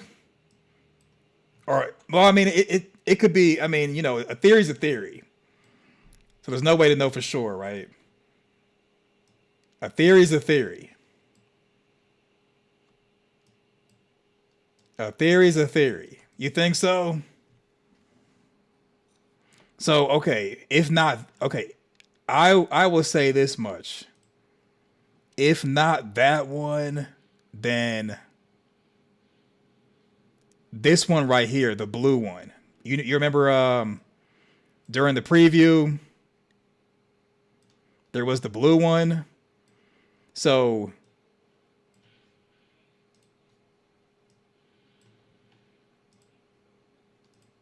I mean, this does appear to be blue. It could be this one right here. So not the one busting through the wall, but maybe this one on the right. What do you think?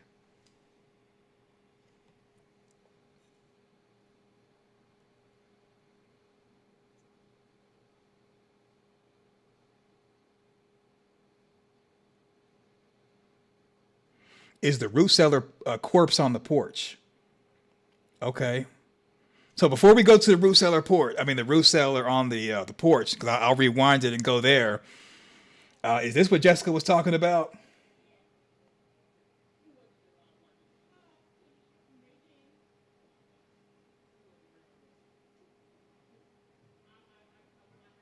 Okay, so yes. Okay.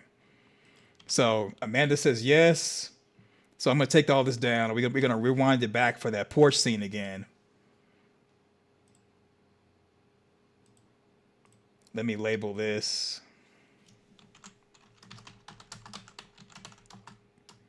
In case you all want to discuss this again. And then let me label this guy in case you guys want.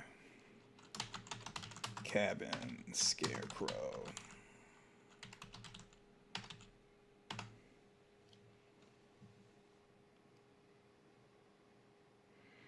Okay, so Jessica's saying, so not the blue one, but this one right here on the right. I mean the left. Jessica's saying this doll is this one right here. I mean, I could see that. I see that as a possibility. That's a really good guess if that's what this is. Because you can barely see anything or barely make out what it is. Yeah, you can barely make out what it is. So maybe Tabitha's remembering that.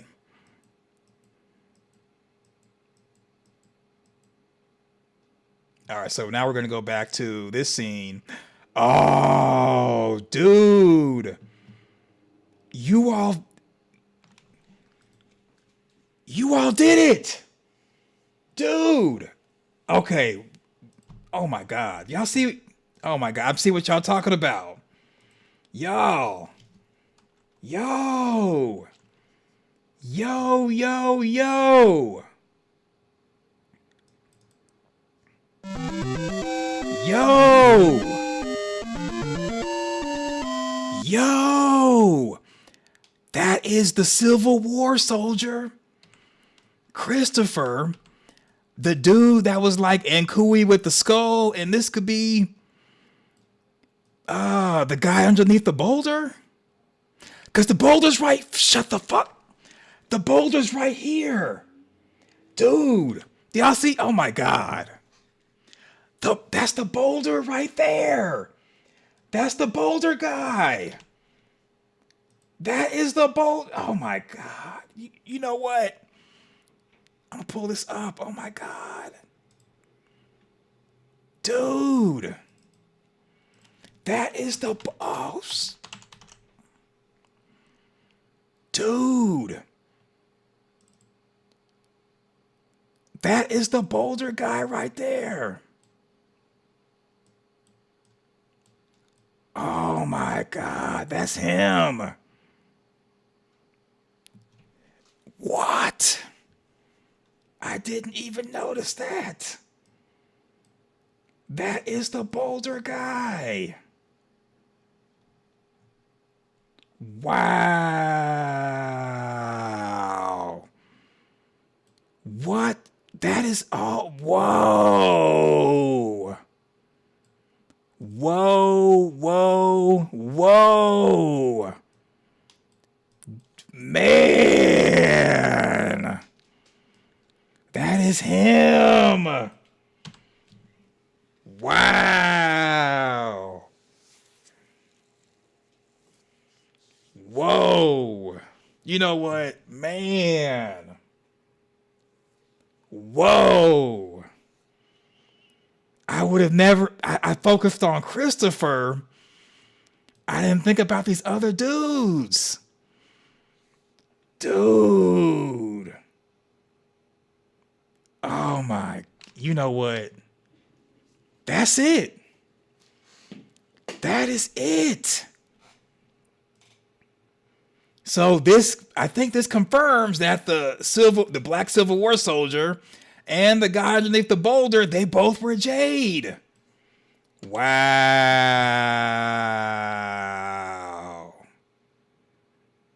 Wow, wow, wow. Wow.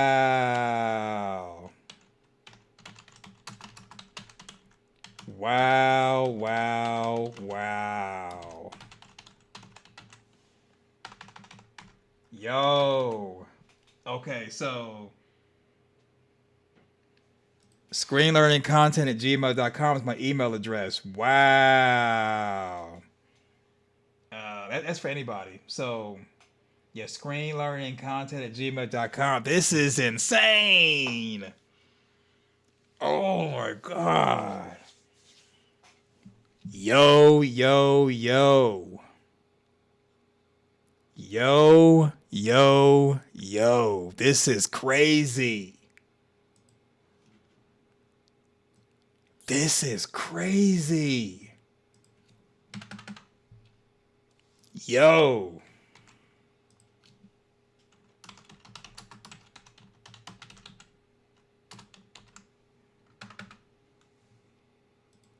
This is crazy.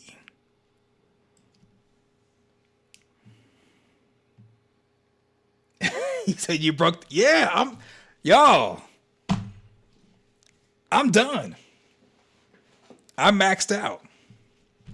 I can't even, my brain can't even process that you all saw this. I'm like, I missed it.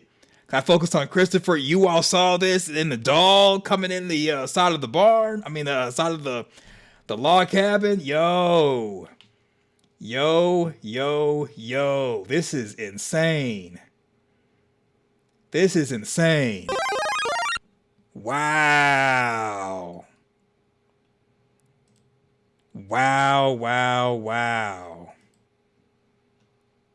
So this really could be coming together like the Avengers. This is insane. Oh my God. Oh. This is insane.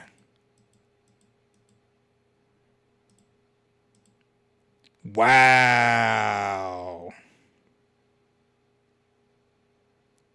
Wow. This has got to be in the show. You know what? What if this is some fan-made content? I'm going to be pissed if this is some fan-made stuff.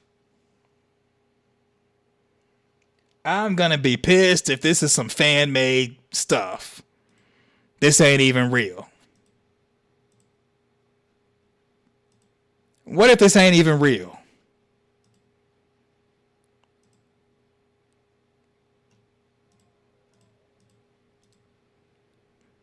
Wow, I'm blown away right now.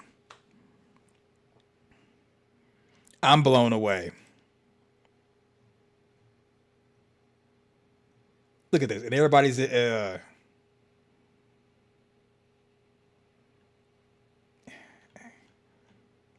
I'm blown away. You know what?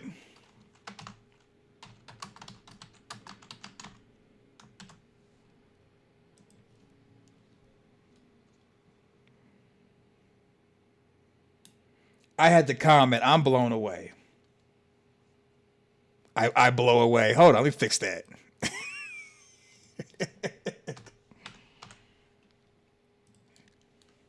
I'm blown away right now.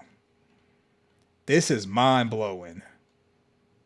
Wow.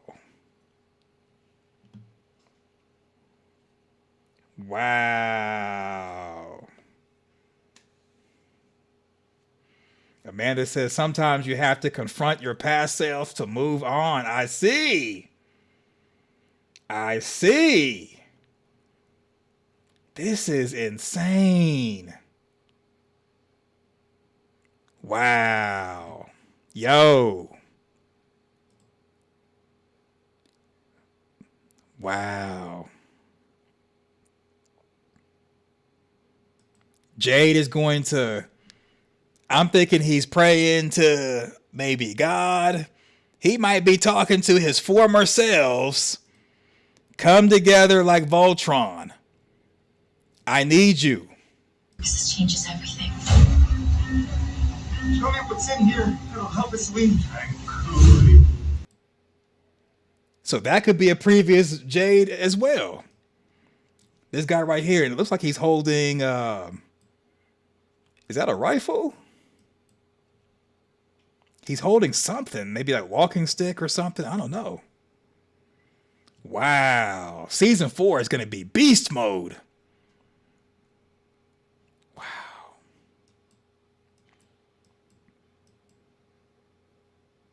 Matter of fact, let me pull up the picture of the kid in the cave system to see, is he holding anything in his hand?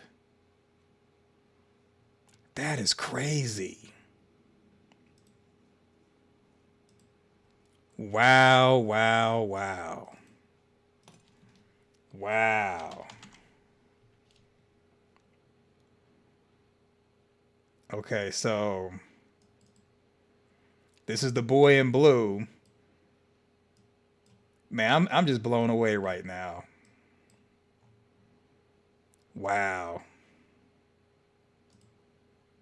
I am blown away. Okay, so nothing's in his hand. So whatever's in his hand in this teaser full of spoilers. Yeah, nothing's in his hand.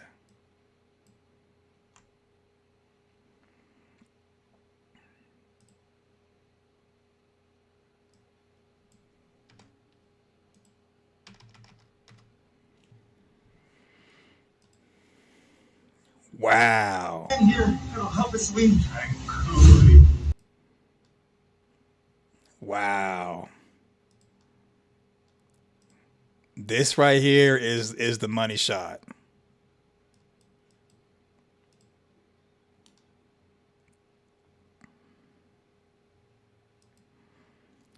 Wow.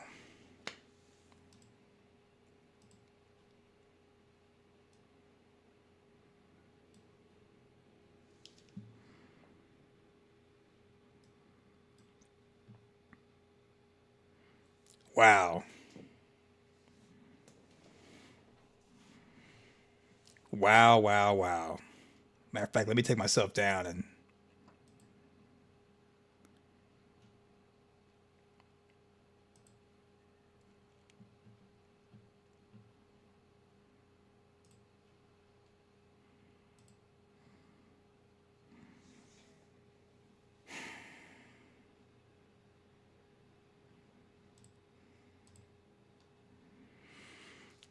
I thought of the idea of having like a Council of Tabithas, Council of Jade.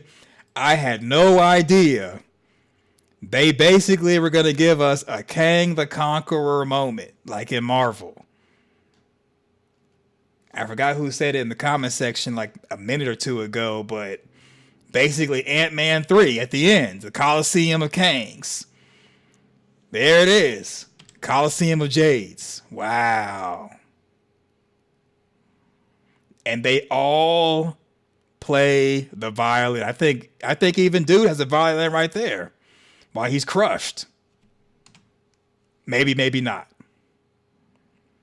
That is crazy.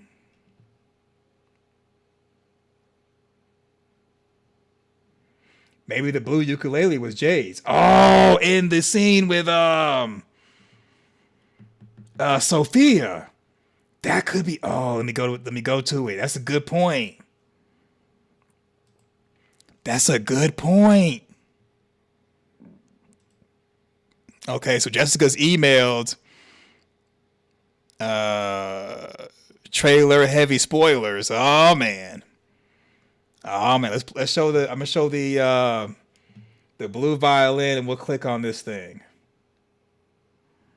Let's see. That was okay.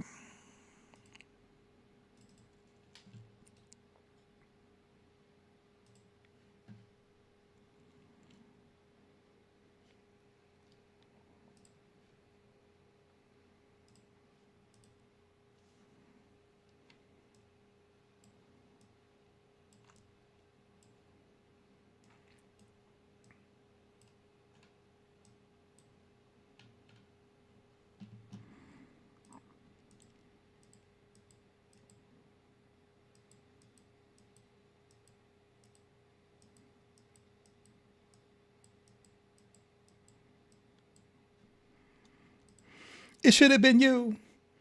It should have been you.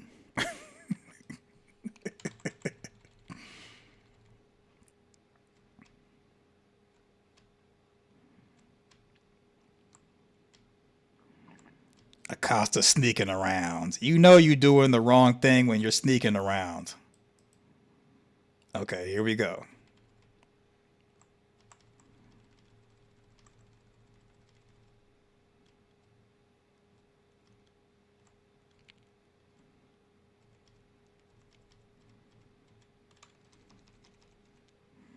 Yep, this is basically what it could be. Because it basically is a violin.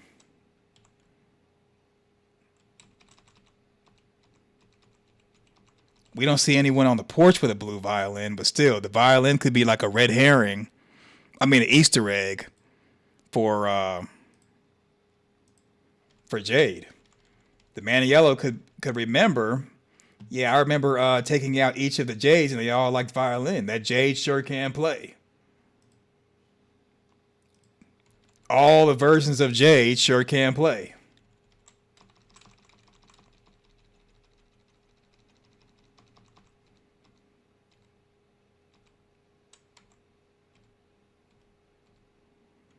Yep. Could remember that Jade really could play. Each reincarnation of Jade sure can play.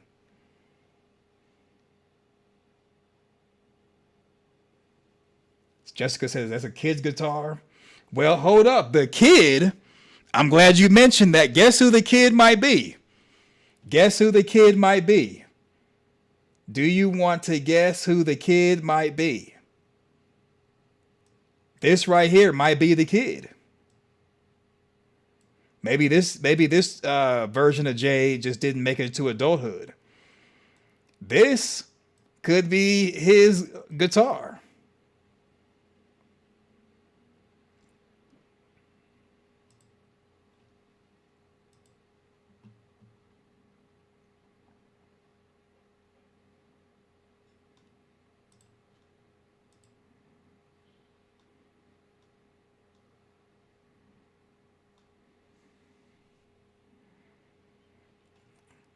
And that might be the reason why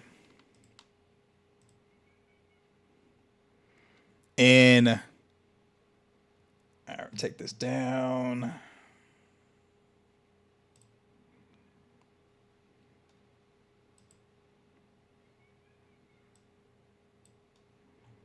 That might be the reason why he's at the end.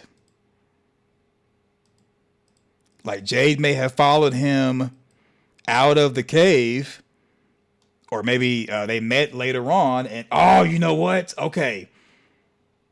I mean, it's not a blue violin, but maybe what he has in his hand is an actual violin. Maybe he had a like a toy version, and then he has a real version in his hand. So this might be the part that goes on the violin that you play with. I forgot what it's called, and the violin might be on his side.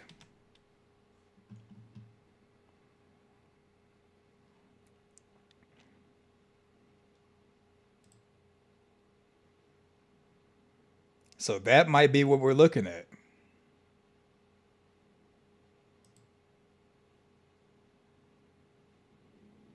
That might be the reason Sophia in yellow was like looking at the violin, like, oh yeah, Jade used to play this one in cycle number 4 when I took him out.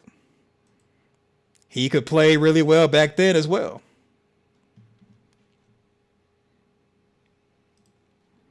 That Jade sure can play, but I always have to take his life every time. Yeah, I think everything that Sophia goes to put the hands on is an Easter egg. So now that we've seen that, let's see everything that she touches. And then we'll look at what Jessica sent.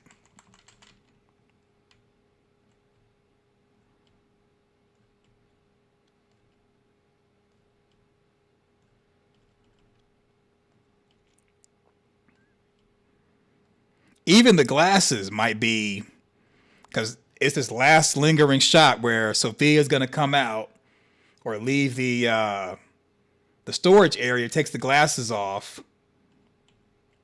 looks at them, thinks about something. What you thinking about? Did one of the Jades used to wear those, or maybe one of the Tabithas in the past? Is that why you're looking at him like that?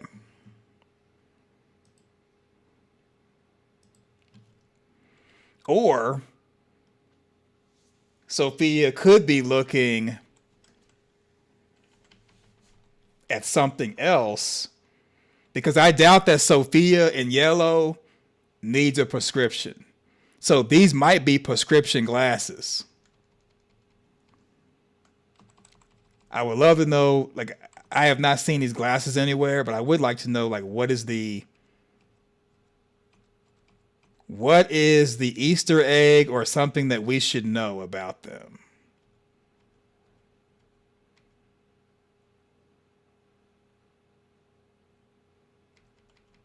I don't know. What do y'all think?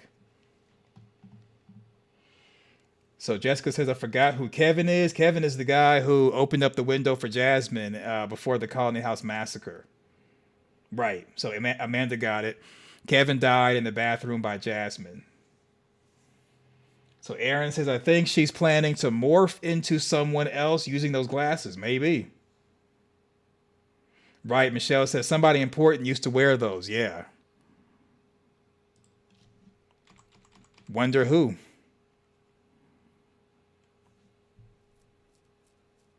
Sophia, who did the glasses used to belong to?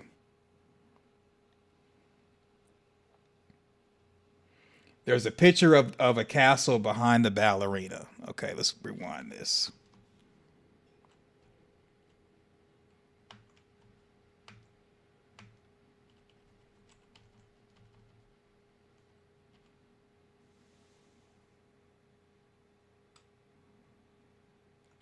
Behind the ballerina? Hold on.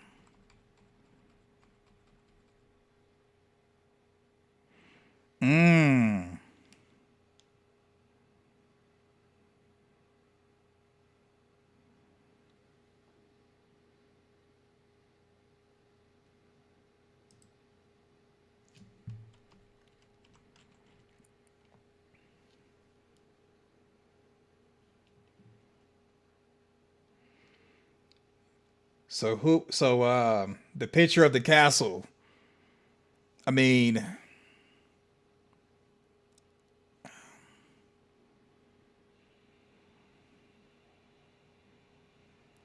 for all we know, this could have something to do with the Chromonocle, the rainbow sky. What is that to the right? A genie lamp? It looks like it, right?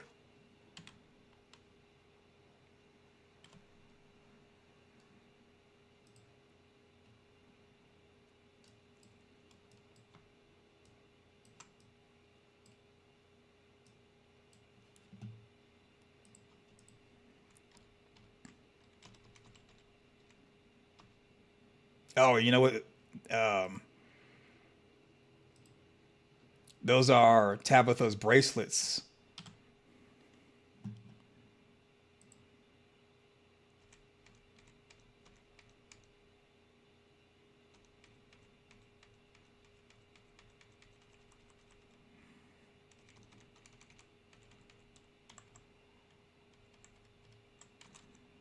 Yeah, you can see the lamp a little bit better.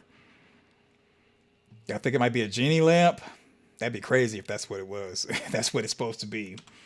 Like, they've been coming to this place for centuries, like Tabitha was saying.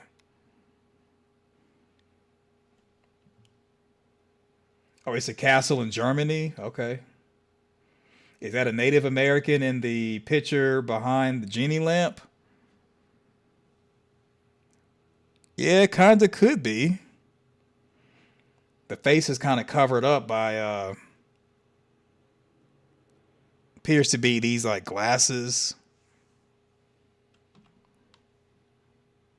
So referring to this picture right here, I mean, it could be.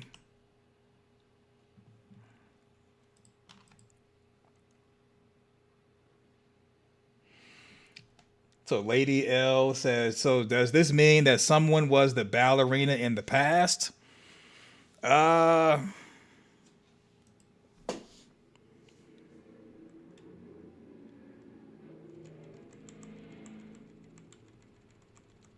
mean, it's possible. Because this looks like a trophy. So somebody probably won this as like maybe it's like a trophy or something, and that might be what that is. So whoever's trophy this is, the actual music box may have belonged to that person.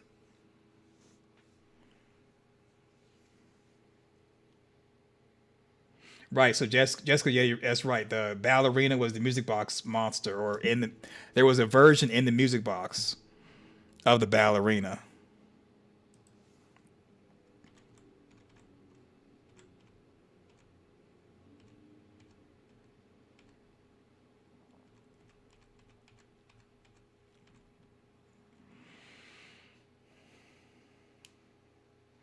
Maybe the original townspeople were German immigrants. Could be.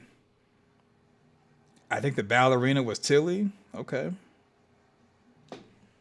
So Christine says, I've never seen that in that room before. It seems like it was put there recently. Could be.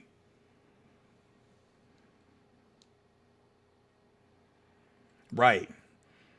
So Christine says, since the last show, that was the first time that we've ever shown the ballerina, and we've been in that room a few times before.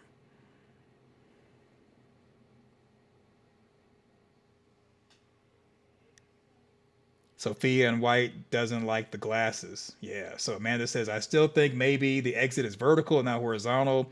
Like Fatima said, look up for a dream. Yoga stretch. No. I mean, when Tabitha was pushed out of the lighthouse, she was pushed out of something, out of the lighthouse, and she had to kind of go into something that's like, you know, high in the air in order to go out to Maine. So I think it is possible. So Amanda's saying maybe the Lake of Tears is in the tunnels and the root symbols are a map. Could be. That could be. Because there's 3 different root symbols that we've seen, or 3 different symbols. So I mean, it possibly could be a map.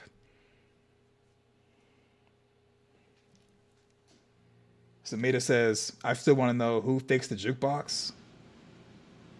Okay, so for some reason my air just cut on. So let me go turn it off. And then what we'll do is we'll look at some emails. All right, so I'll play some music while we do that. I'm also going to stretch and use the restroom. We're going on the 2-hour mark. Well, really 3-hour because of the Parkland Media stream. I'm going to play this and I'll be right back. And I'm also going to take a break. We are almost 24 hours away from episode 3. Yeah, we are. So I'll be right back. I'm going to take 3 minutes.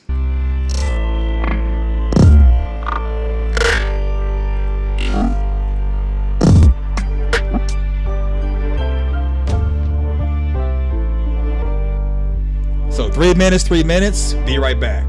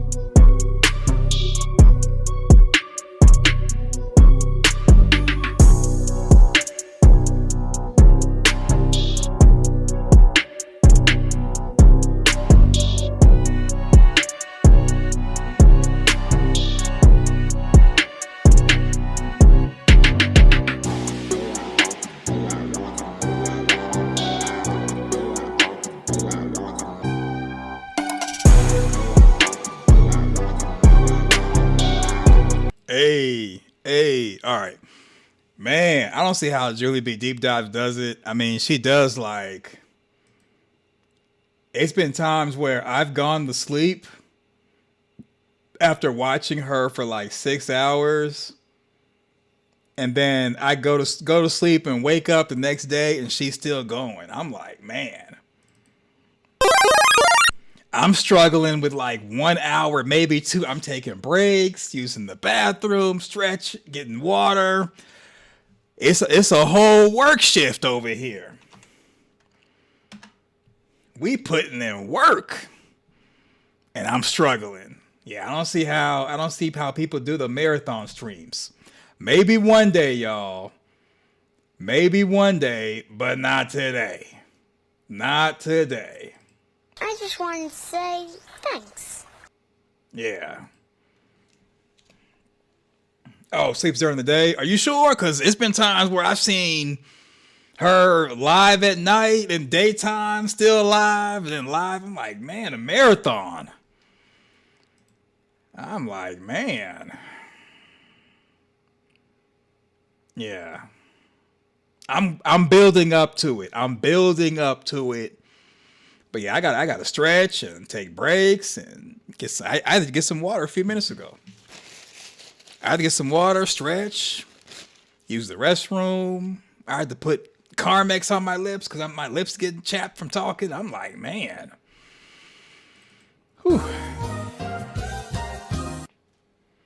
She may do this for her full-time job. I mean, well, okay. So it's not even about a full-time job. It's just being engaging for like 18 hours, 24 hours, 12 hours. You all don't know how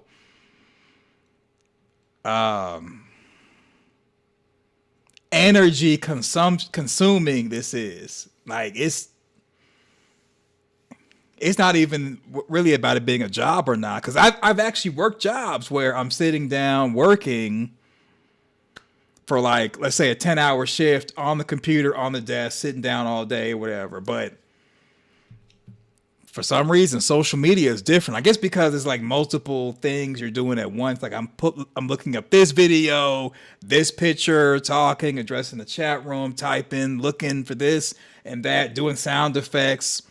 So I guess it's more because it's like I'm doing more than like a regular desk job. So yeah, shout out to Julie B. Deep Dives and everyone else who puts on a marathon in this thing. So Jessica says people make a lot of money. I mean, like the larger YouTubers who are streamers, you know, who make the big bucks, like $1 million a month and all that. I see them get up and walk around and they have the camera follow them to different places, or people who are gamers. I see them. So I think that's really what it is. Like people who are gamers, even they take breaks. They'll do a commercial break or whatever. I mean, I'm just saying, like, just being able to just be engaged.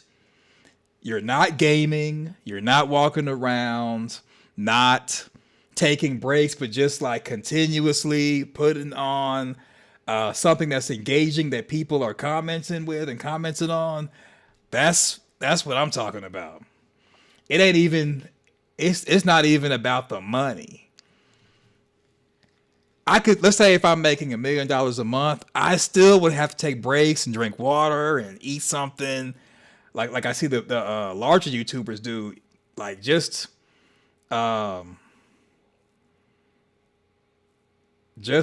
the idea of just being engaging. Even so, Jessica saying they let people call in. So I've done a like a panel thing where people can call in or whatever. So whether people call in making a lot of money, it's just doing it like Julie. Julie is like 100% locked in 12-hour, 14-hour stream straight, no breaks, just dropping off information, data points, putting it down. I mean, doing it like that. Like, yeah, Julie puts in work.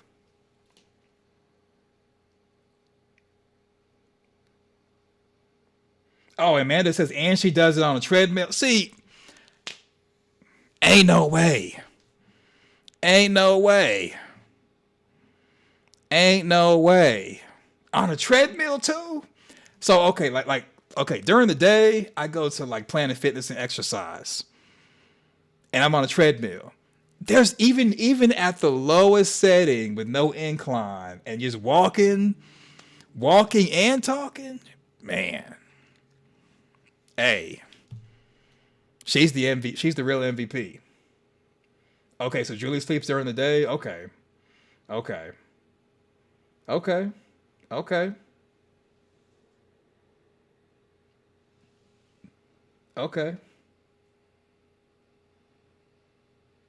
Right, so Amanda says, I'm new to Julie B. I'm enjoying her channel. I mean, the marathon streams are real. Okay, so I got some emails. And Amanda, let me know if you want me to read your notes out loud. Not sure if the notes were just for me. I responded to them, but I'm not sure the notes were for me or if it's okay to put them out. Same thing goes for like Lisa and so Jessica's dropped a video that we'll look at. It says heavy spoilers. So I'm not sure if that's going to be like the last two things that we looked at or not, or if it's another content creator, I'll think about it. Because, you know, people are tender in this thing. So we'll see. So for Lisa, you just emailed me. I'm not going to read your email out loud. Not sure if this is meant for like the public consumption or just for me. So I'm going to just read it to myself.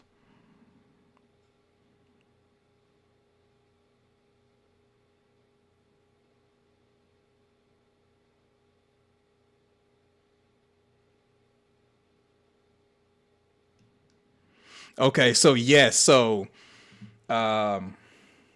just to kind of show you, I think the numbers in the Lighthouse for season 1, episode 9, I think they all are a massacre and they're death years. So the years I think are pertaining to Tabitha. Let me see if I have it queued up already.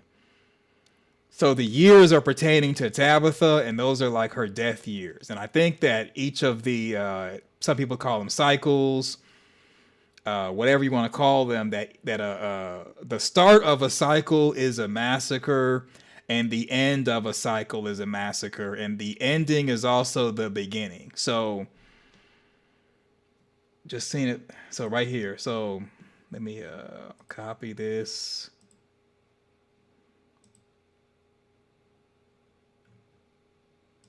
All right, so we got it right here.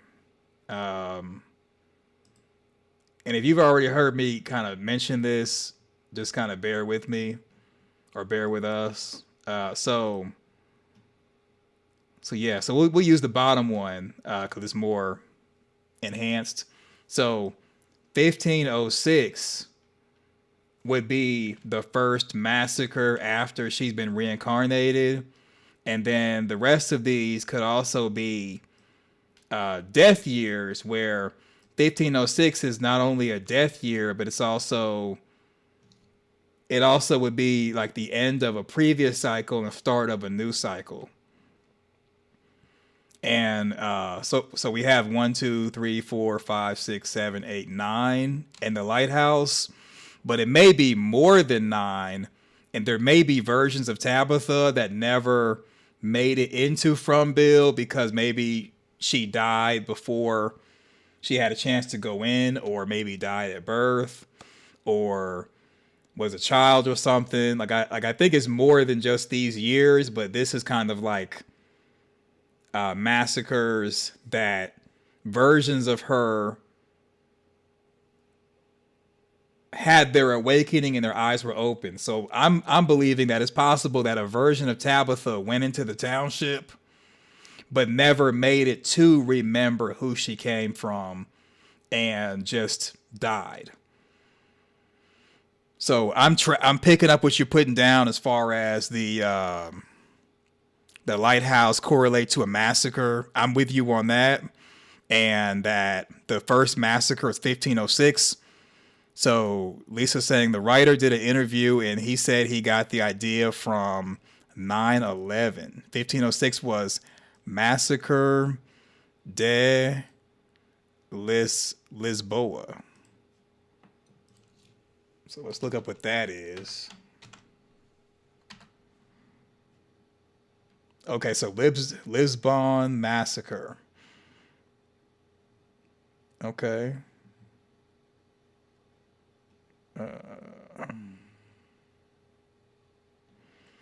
So on April 19, 1506, a crowd of churchgoers in Lisbon attacked and took out several people in the congregation whom they suspected were small hats. If you know what I mean, you know. The violence escalated into a citywide anti-Semitic riot that took the lives of between 500 and 4,000 new Christians, the name for small hats who had been forcibly converted to Christianity. Yikes. Yeah, like I was saying in the previous video, that the reason why you have the big three, Judaism, Islam, and Christianity, is because they basically took out people who didn't believe what they believe. And even now, there are believers of whatever religion, whatever faith-based system, they believe that they worship the one true God. And every other God is either a lesser God, an idol, a false god, so on and so forth. And so with that thinking, that would prompt not all, but some believers to want to take the lives of other people who do not believe in what they believe, which is their one true God, that they believe is the one true God. So I could see the new Christians, which was people who were Judaists who were forced to be converted into Christianity. I could see that. And that was April 19, 1506. Yeah, I could see all of these being associated with a real world massacre and just used for season 1, episode 9, in that there really is more massacres in the township. It's just that these could be the ones from the versions of Tabitha who remembered where they came from and remembered the previous lives. So Christine says, I was born Catholic, made my whole communion and confirmation, and now that I'm grown, I feel like they're all cults. Well, the difference between a cult and a religion is that a religion follows what they believe is a deity or God, whereas a cult follows a person. So it's possible that, like, for example, Joel Osteen could be considered having a cult, because people are more focused on worshiping Joel Osteen than actually God, even though God is in the picture as far as the teachings and preachings of Joel Osteen. Same thing with T.D. Jakes. Really, any pastor, to be honest with you, like people would be like, people kind of feel like, well, I want to protect my pastor. I love my pastor. I'm gonna follow my pastor wherever he goes. And then it becomes well, you're really focused on the pastor and not God or Jesus or anything. So then you end up having a cult. But that's the main difference between a cult and a religion, is just who you're worshiping and following. So Mike says, I wonder if Julie is going to story walk to each of those years. She might. So Christine says, I feel like they're all the same as cults. I mean, they basically are. So cult is short for culture. Just like From has a cult following, culture following, where not all, but a lot of people eat, sleep, and breathe From. Like, they're like, I'm only coming online to mess with From. They're From all day, every day. No one's extreme or anything, but cult is short for culture. And a lot of religions, they basically are cults. It's just that because that people are worshiping a deity or a god, they're not considered to be cults. So when it comes to the big three that took out everybody else, talking about Christianity, Judaism, Islam, they've deemed other religions, including the other two, when you're speaking of one of them, they've deemed them to be like false or lies, false god, and everything like that. And then in the past, they've taken the lives of people who practice things like voodoo or Wicca or Satanism or, you know, they've done a lot of horrible things in the name of, and really Christianity is not I mean, Christianity is more principles, whereas the real big three, I mean, I say Christianity to include all of the different houses of Christianity, but really it's the Catholic Church. And we know that Martin Luther was protesting what the Catholic Church was doing as far as basically allowing people to profit off of the church house or the cathedral or whatever. And that's when Martin Luther protested the Catholic Church and started Lutheran. That's the reason why Lutherans look like priests from Catholic churches, because it's really the same thing. But then someone ended up making a religion to protest the Lutherans, and then now you have Protestants who are protesting the Catholic Church, and then you got different denominations. Basically, they're all protesting each other. So it's a mess. So I just say Christianity to kind of include all of them, to be one of the big three. But yeah, that's pretty much what it is. Like, in a way, it is a cult. It is a culture, a cult following, is all those things. People do insane things in the name of God or Jesus or whatever, and it's because of the organized religion that they were a part of. Some people are even radicalized. I mean, when you're telling people that there's only one God, only one true God, and our God is the true God, and everyone else is worshiping a false God, and they're going to go to hell. Well, now you've demonized them and dehumanized them. Well, okay, you're going to go to hell anyway. So I'm gonna practice Deuteronomy and take you out. And there are people who believe that, you know, if you're into stuff like let's say Scientology or Jedi, Wicca, voodoo, or anything, then you're basically evil and you're going to hell. And I think that thought process was kind of used to give people a negative view on immigrants, a negative view on someone else, where it became a big I, little you. I can go on and on about that, but I mean, you've seen the Crusades. You have seen people who practice Islam and they're calling people infidels, and then they take out schools and take out teddy bears and stuff in the name of Allah and all that. And then you see what people who have practiced Judaism, what they did with the transatlantic slave trade. And, you know, there's a whole bunch of atrocities that have been done in the name of God. And it's like, when you get into these religions or these books, the books are just, they contradict themselves from one chapter to the next, and they're unclear about stuff, and people believe that their God is the one true God, every other God is fake. And, you know, if your God is fake, that means you're fake, and what I do to you is justified. I'm doing it in the name of God, and people gotta go into that. So I'm not gonna go into the weeds, but I just wanted to kind of answer what Lisa had just emailed. So I appreciate that. So Mike has emailed TikTok spoiler. I think we may have went over this before you came. Let me look at it.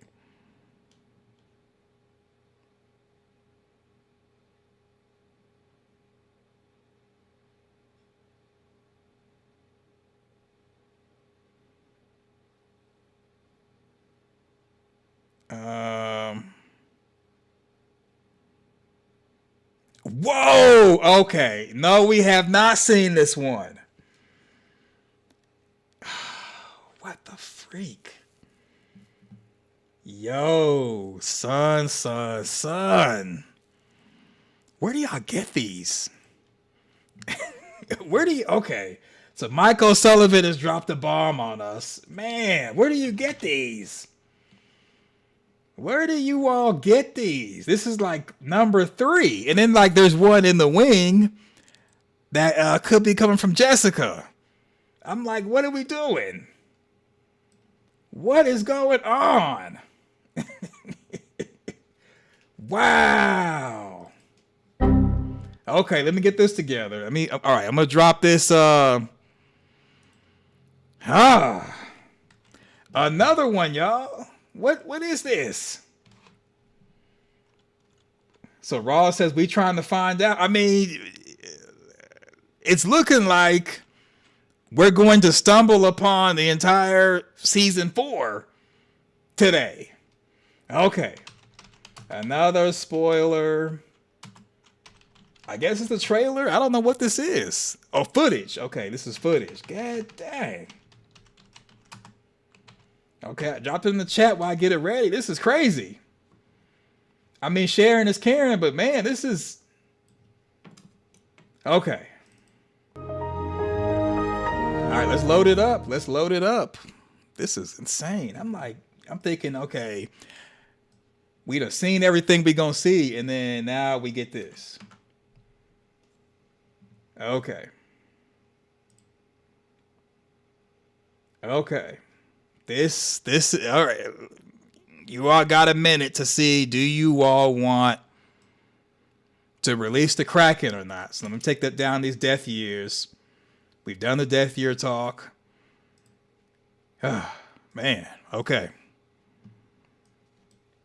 Okay. Okay.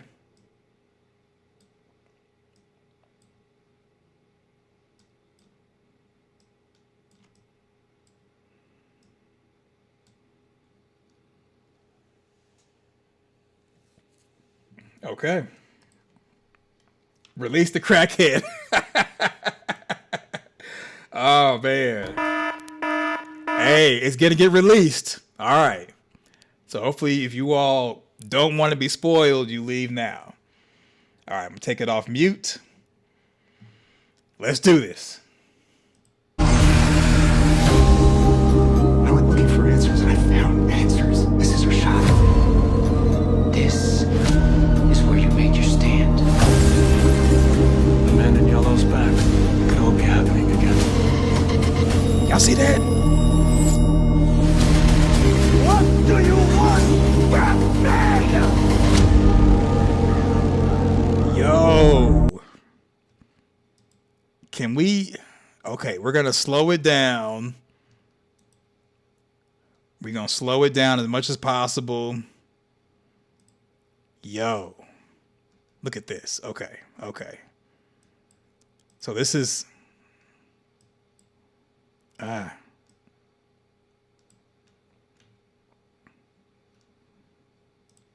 that's Smiley. How come we can't pause it? Okay. So that's Smiley. We saw Sophia in yellow before. So Smiley looks like he's just going to be bad. That's Jade going through the cave system. Okay, so some of these scenes we've already seen in episode 1 and 2. That's Jade. Okay, Father Kotri comes back. We saw that from IMDb. Whoa, what is this? He's coming with a sledgehammer? Whoa, whoa, whoa, whoa, whoa, whoa, whoa, whoa, whoa.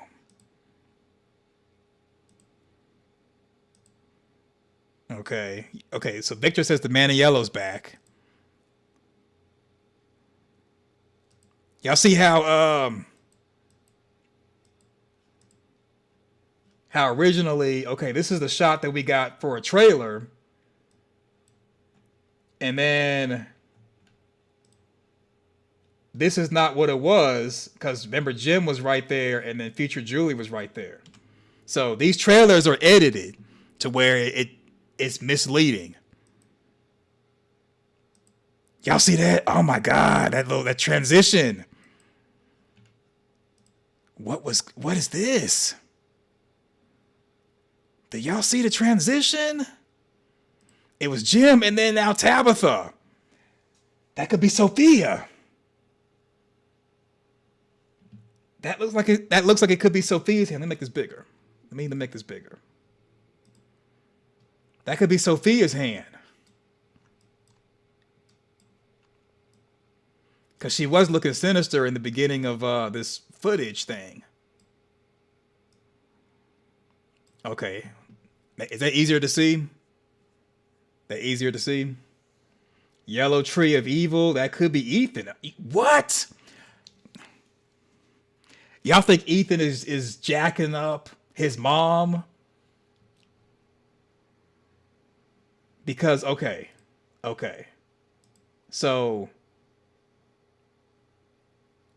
dad, mom, that could be. This looks like it could be Tabitha and Jim.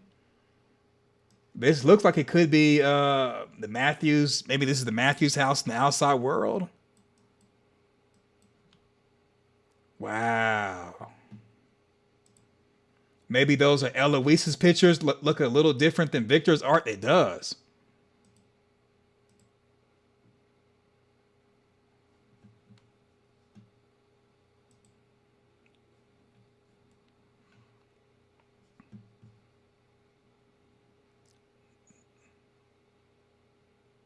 Wow.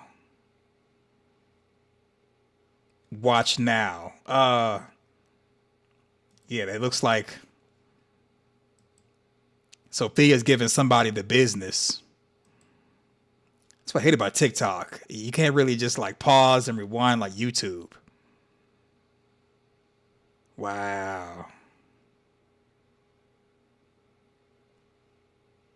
That's Kenny. He's outside at nighttime. Okay, I'm gonna do it regular speed. That's crazy. Tabitha's getting jacked up by somebody. Phone ringing. They burning a body at Colony House. So okay, maybe the body they're burning is the man in yellow. Let me do it again. It's time to play. It's time to play. I went looking for answers and I found answers. This is our shot. This is where you made your stand. The man in yellow's back. It could all be happening again. What do you want, Batman? Wow. It's time to play. That was Sophia. It's time to play. Who's the person on the left side of the screen where the body is burning? Okay, let's go back and see if we can try to figure that out. Wow.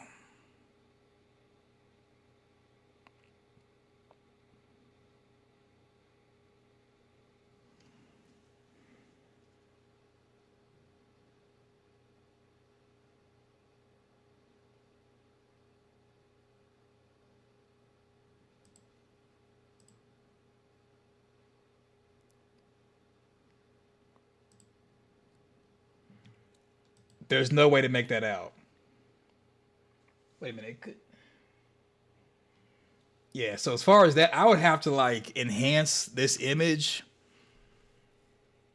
I would have to download this, enhance it, and then maybe we can make out something, but it looks like it's grainy to begin with. I mean, I imagine that may be Donna, because I mean, this clearly is Colony House, but doesn't it? Yeah, this is Colony House. It's getting dark.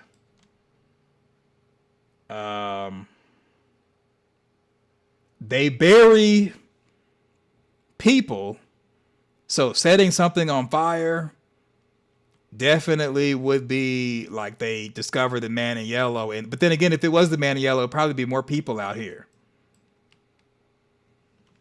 Like, I imagine that if they're going to burn the man in yellow or burn a monster at this point with season 4, there would be more people out here, because it does not appear to be like a funeral. But then again, it could be edited like this for the trailer.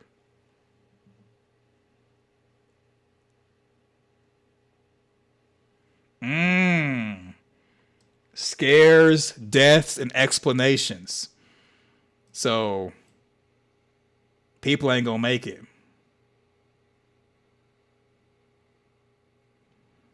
People are not gonna make it. Okay, maybe the rams that were hung up. That makes sense if it was the rams or the ram that was hung from the Motel sign. It could be that. So Red Star 24 might be Ellis or Kenny. Yikes. You think so? You think so? Yeah, it could be. Might be a flashback. Could be a flashback. Joyce 84 says, maybe pretty much everyone died. I mean, yeah. Looks like Khatri, like Father Khatri. I mean, I can see that. I mean, because you do, it does kind of appear to be like a white shirt, which is associated with him. And it does kind of appear to be maybe a male face, but it could be Donna. I mean, it's kind of hard to make out because of the smoke and it's dark.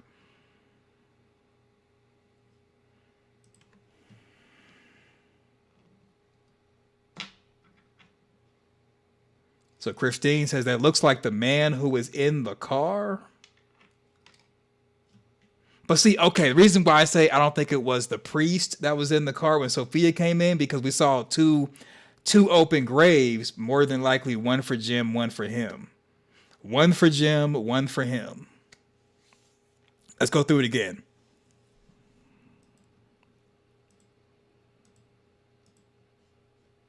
What do you want, Batman? It's time to play. Yeah, I went looking for answers and I found answers. This is our shot. This is where you made your stand. Okay, Boyd is looking like, hold up. Hold on, Boyd. That scene with Tabitha getting jacked up against the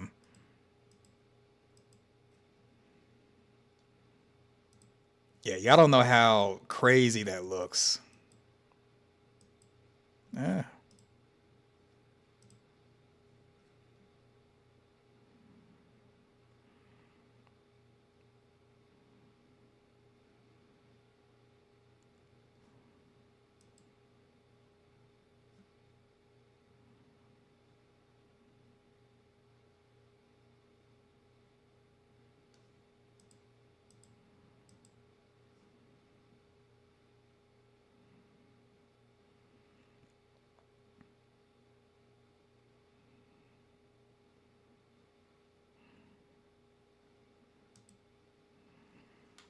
Yeah, I gotta screenshot that. I don't know what I'm gonna do with it. That is money right there. Tabitha getting jacked up.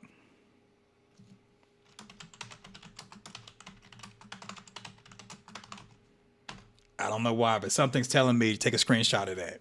All right, so there's a scene with Boyd. It looks like he's taking a sledgehammer to the wall in the roof cellar. This TikTok is a mess. Okay, I think it's back here.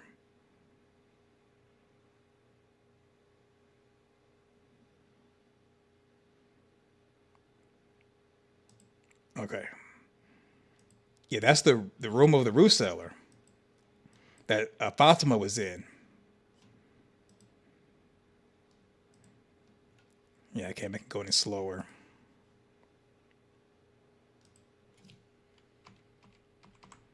I can't even rewind it. Damn.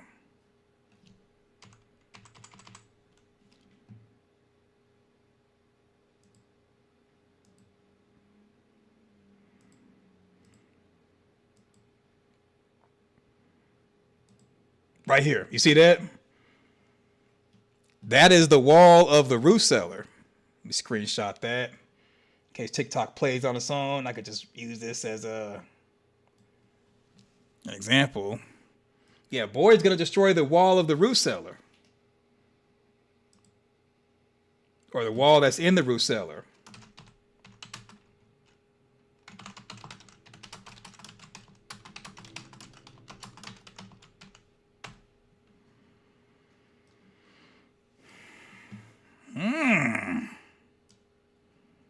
Okay, we got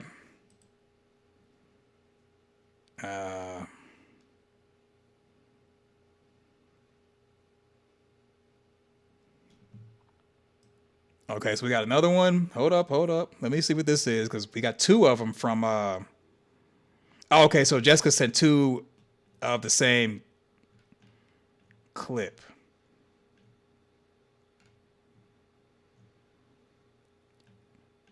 Okay. So we're going to do that. We're going to look at Jessica's now. Anybody got anything else for this one for TikTok? Why would he do that if he could just go down them stairs? That's a good question. That's a good question. Unless, well, okay, you go down the stairs, you go into the cave system. There may be something behind this actual wall that could be something that could be used maybe for the against the monsters or something. So going down the steps into the cave system is different than what would be behind this wall. Another one? Okay, let's see. We got a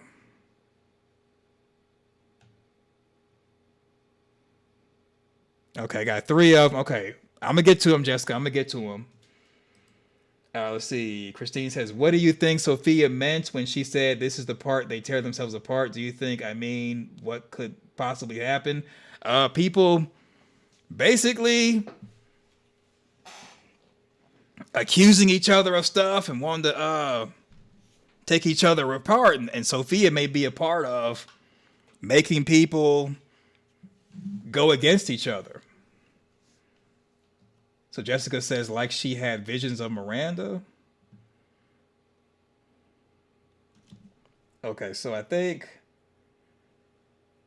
we're good on this TikTok video that Mike sent. I don't really see anybody say anything else about it. Humans going after each other. Humans are scarier than zombies. Yeah. Okay, so Rick says, I found a clear video of this on YouTube. Look up From Season 4 new trailer, warning spoilers. Okay, let's do that. If it's on YouTube, I'd rather watch that, because TikTok, you really can't pause and you can't really just, do what you need to do like you can with YouTube. YouTube, you can kind of get knee deep in the weeds. You can get knee deep in the weeds when it comes to. Okay, so that's Jeremy Ice and Fire. Okay, we'll check it out.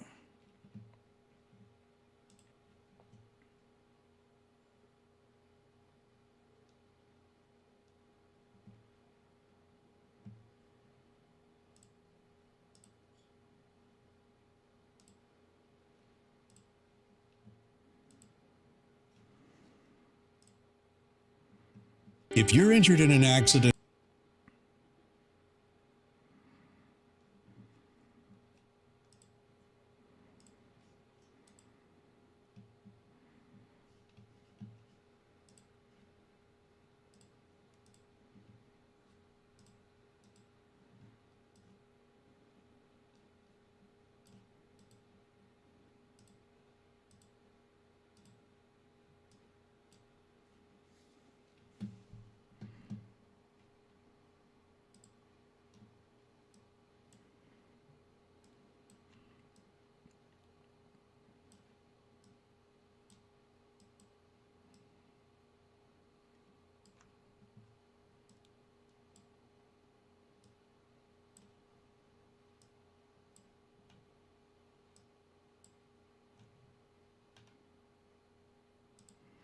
Okay, let's do it. It's time. Oh. So this definitely, wait a minute, this is Time to play. I went looking for answers, and I found answers. This is our shot. This is where you made your stand.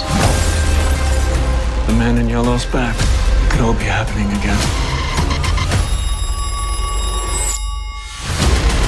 What do you want from me?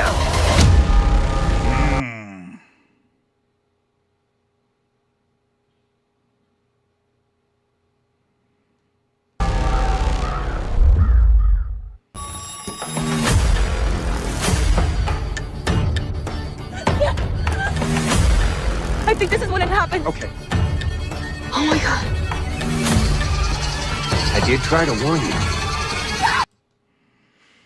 Yeah, this is from, okay, so this is more than likely meant for the press. Hey, we with it tonight. We with it. All right, let me rewind this. We are with it tonight. It's time to play. Okay, it's time to play. So the priest is gone, so who could she be talking to? Let's see. Smiley is going to be evil.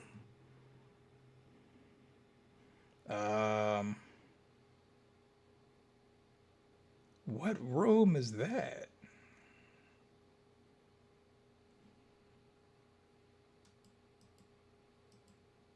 It's time.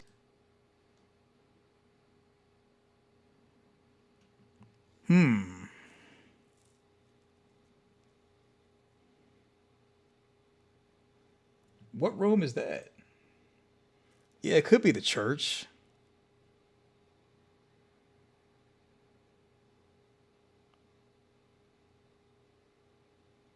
Could she be going to Jim's body?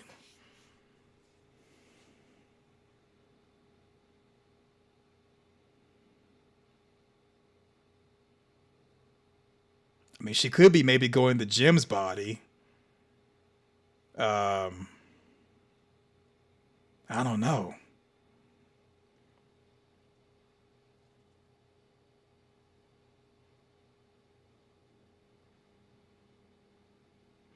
Yeah, I mean, it could be Jim's body. Like maybe this is how Jim, maybe she's able to control Jim's spirit, like the vision versions of people. The souls are controlled by the man in yellow. Because I imagine they're going to put his body in the ground and maybe she's able to talk to his soul before the body goes in the ground. And that's who Ethan was interacting with.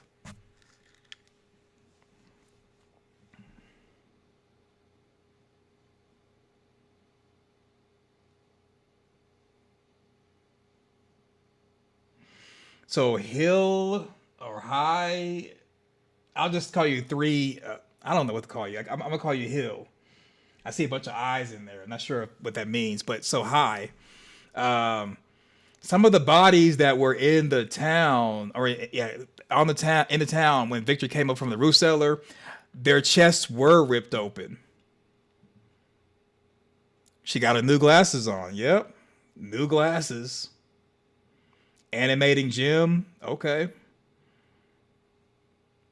So this could be the reason why we have like a Jim by the RV. It could be controlled by the man in yellow. Yeah, probably Jim's body. Yeah, definitely not a window in the barn. I mean, it does look kind of like it would be the church. Or the storage area. Or storage building. Not Ellis. I think Jim, others say Ellis.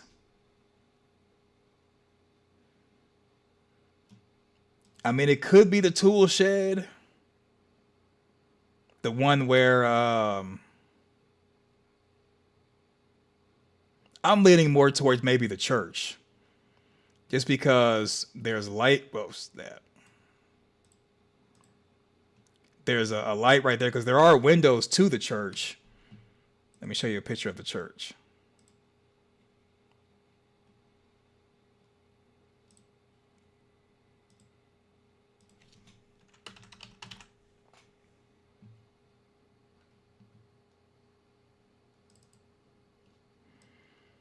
So the church does have windows.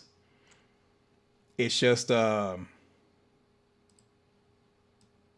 church does have windows. So the man in yellow, or Sophia in yellow could be maybe right there in the front, and that's what we see. So the church does have windows where light can go inside.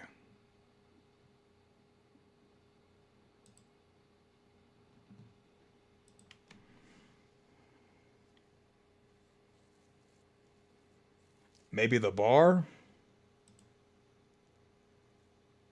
I could see it being the bar. It's just this angle. It does kind of appear like we have maybe tools right there. But I'm thinking that those windows look kind of like how the church's windows are.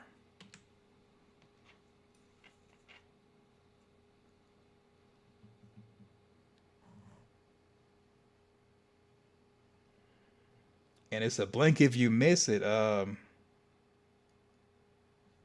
that's just Jeremy's symbol right there as far as talisman stone. Yeah, church or bar.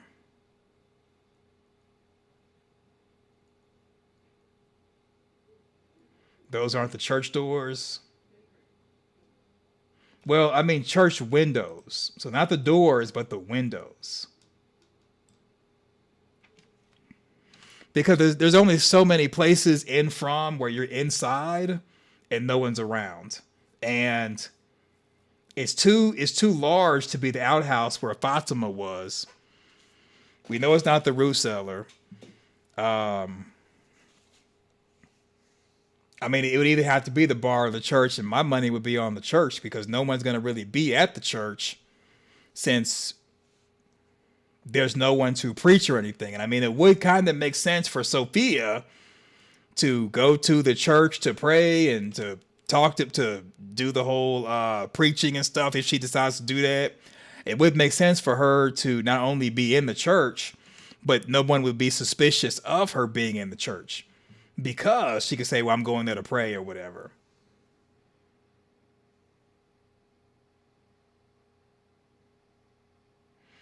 The doors are behind her shoulders. So you think it's a door right there?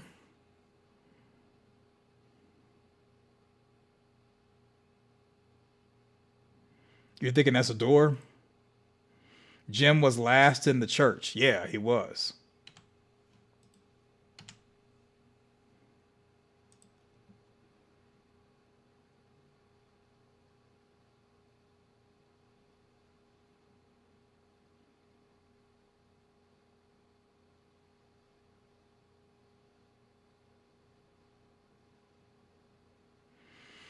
You think she's talking to Sarah or Kenny?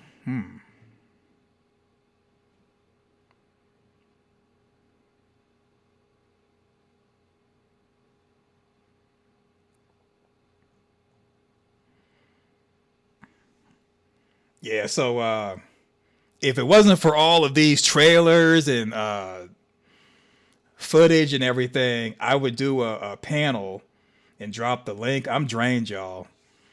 We're at 3 hours. I've been doing this for 4 hours total. I'm drained. So if we do a panel, it would be Monday the 4th. May the 4th be with you. It would be then like, I'll try to drop like a reaction to season 4, episode 3 on Monday, like that morning. And then Monday at 4 p.m. Pacific Standard Time, 7 p.m. Eastern, do like something on Parkland Media, get everybody together, and then come over here and then do like a panel thing where you can call in and talk and stuff.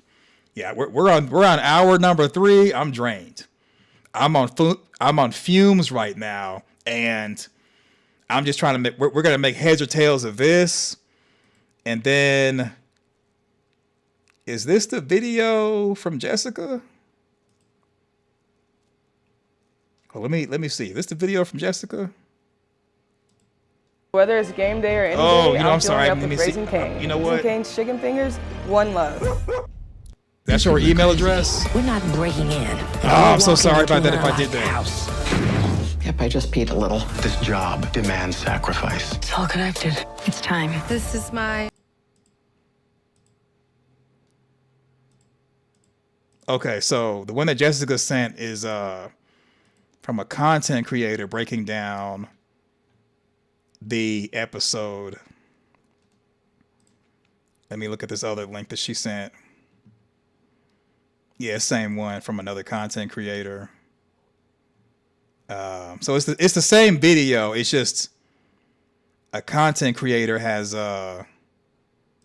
was the one who did it. Yeah, sorry about that. I didn't mean to show your email address if anybody saw it. I apologize about that. Okay.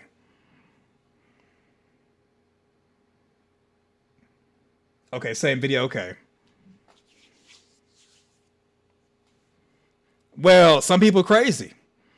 I know you're saying that all you had said is Jessica Love. I mean, the love may be unwanted, so that's why I kind of do the blind carbon copy when I send everybody a link that I'm going to go live, because some people can be crazy.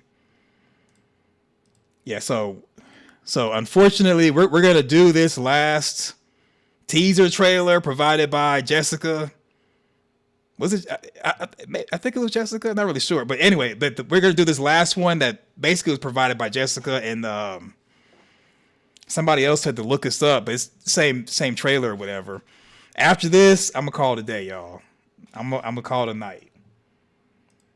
No worry, I know how to block any crazies. Okay. Yeah, I apologize though. I still feel bad, even though the block option's out there. I still feel bad. So thank you for giving us this. This is a lot to unpack because okay, let me go through it one more time. It's time to play. So yeah, so Smiley is gonna be in monster mode, and I think he's going after Kenny. Because remember, Kenny was there's a shot of Kenny outside. Like, where was Kenny?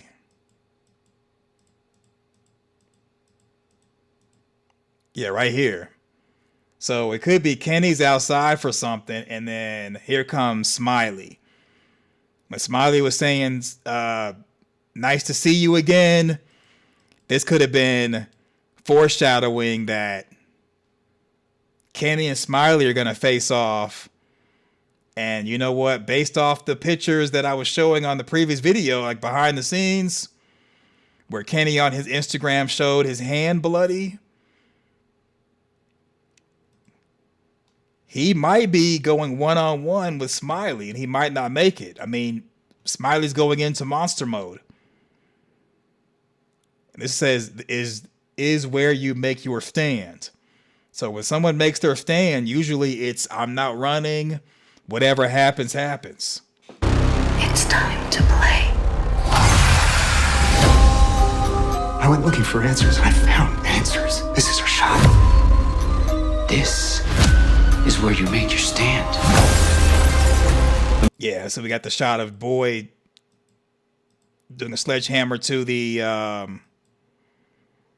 root cellar wall. Because remember when Fatima was on the bed giving birth to Smiley, that wall was behind her. Yeah, I want to see that. If you do not want to see that, I won't bring it up. But if you're like, hey, I do want to see the wall behind Fatima, it is this same wall. It is this same wall. They're telling us something by using the music box music. And then they also had Sophia open her hand, getting ready to touch the music box. I mean, not music box, but the ballerina. So this could be, like, we may see the music box monster actually become confined. Or it could just be like a red herring. It's time to play. I went looking for answers and I found answers. This is our shot. So Jade's gonna have some answers. This is our shot. Okay. Maybe the answers, maybe he's talking to to because he definitely is in the church, because the inside of the church has those drapes in it, I think, like in the back room. So he may be talking to Boyd, and then Boyd may be going to get these quote unquote answers. And this could be after Jade had a meeting with the past versions of himself. And that might be the reason why Boyd is taking the sledgehammer to the root cellar wall to get the things that Jade may have found when he did that whole prayer thing. And different versions of himself where it's on the colony house porch. Maybe Jade prayed, Boyd was with him, and now they have something where they can actually, this could be their shot. But here's why I think all this is not gonna work.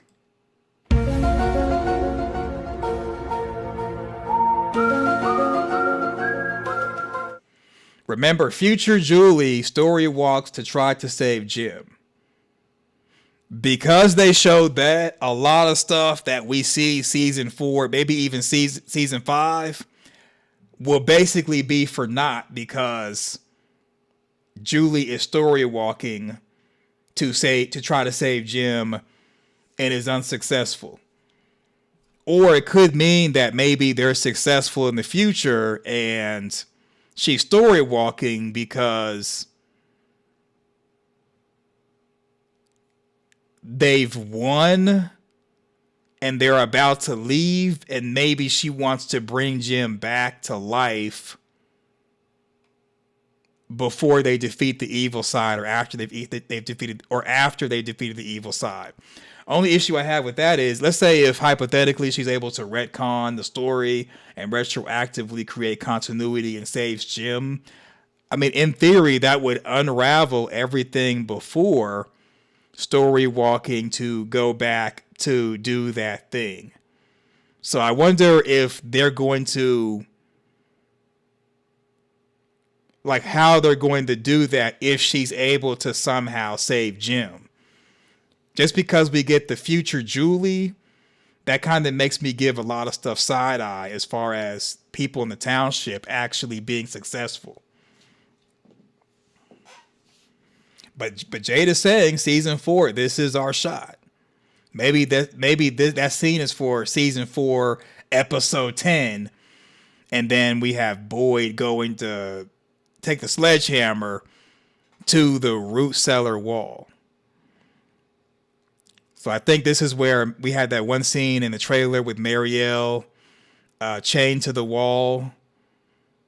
No, this appears to be the camper. This might be this could be either the camper or, I don't know. It kind of appears it could be the camper. Just because of how it is on the top. But not the camper. Maybe, more than likely, this is the elementary, and this is where we see her chained to the wall and she's screaming.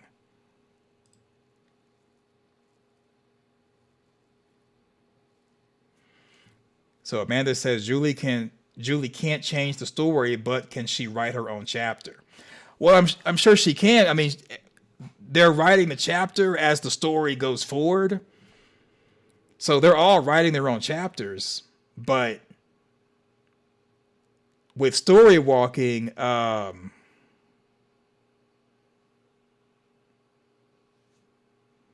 you would want to go back and change something that has happened. So Amanda's saying, wasn't there a door in the church basement, a closet or something, abandoned all hope?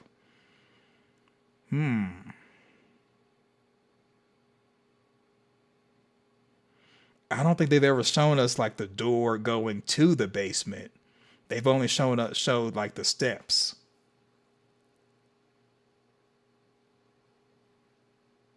You said, why is Boyd in the dark? So he's not in the dark.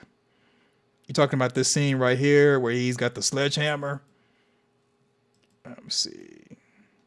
Right there. So this is, I mean, this is not my video, but it's possible to enhance the video to where you can see everything dark like you normally see on my videos when I show you screenshots and footage from the actual show.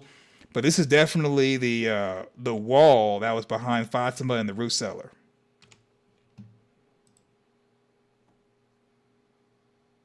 Red Star says, you said Amanda says bus love. Amanda says I need rewatch the episodes with the church basement again. Jessica says, yeah, I think she is in the clinic. Yeah, I think that's where Marielle is in the clinic.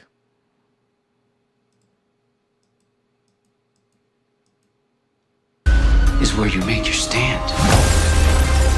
The man in yellow's back. The man in yellow's back. So Victor knew it this whole time and has been holding out. This whole time and he's been holding out. So wherever Marielle is, it looks like it's the same type of. It's probably the clinic, and Boyd and Father Khatri are probably in the sheriff station right now, or they could be in the clinic. I mean, you do see what appears to be maybe books back there. Ugh. These angles. You said, why was Kenny outside at night? That's a good question. He might be out there to save Sophia. Because where he is, we have the motel sign where you can see it from, like, where the pool is right there. That's the motel sign. So Kenny might be in front of the pool because you see the vehicle back there, right there, and then the motel sign.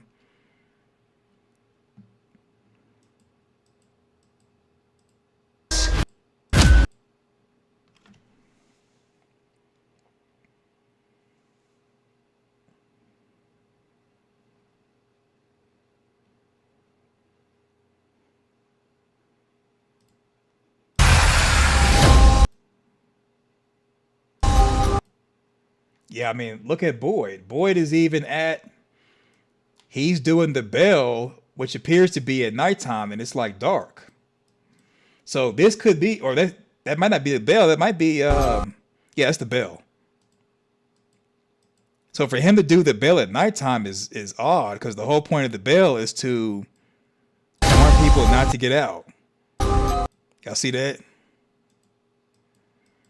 Maybe this is a dream sequence.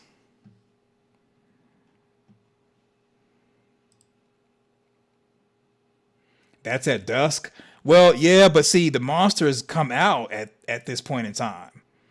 See, normally when Boyd does the bell, it's before it gets dark. So for him to do the bell right now is odd. All right, let me show you. Maybe I have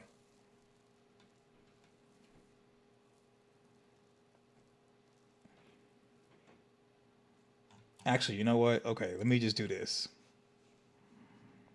Let me just do this. See? Well, okay, I'll play it a little bit, then I'll come back.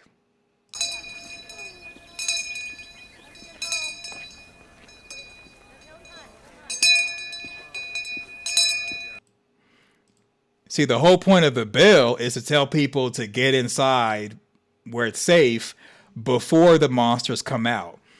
So him doing it now after it's already like dark and you got the neon lights on, the porch lights on, street lights on, like this is dark. So for him to do it when it's like basically nighttime is unheard of because it defeats the purpose of the bell unless this is like a dream sequence or something. Or he could be doing this to lure the monsters to him, like he was kind of doing when he left the clinic to give Smiley the worms. So this could be Boyd wanting to be out, wanting the monsters to come to him, and it could be that the humans are actually making a trap for the monsters.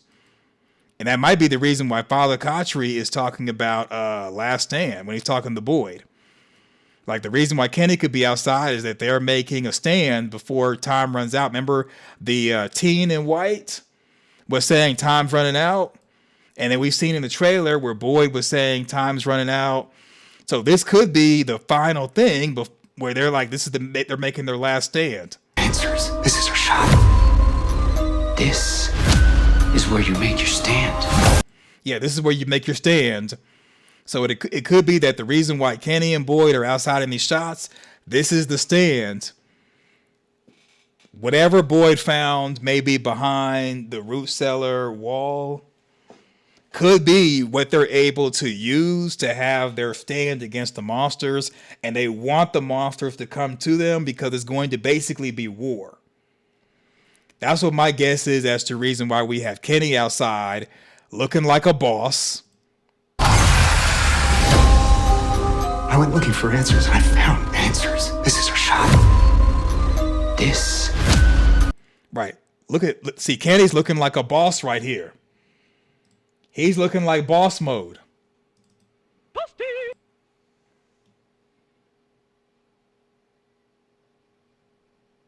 So Ross says, so if my comments didn't show up, your comments are showing up.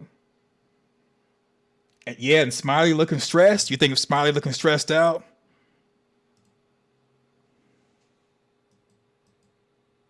I don't know. So this looks like this is Smiley inside of the bus. It's kind of, you can barely see. You know what?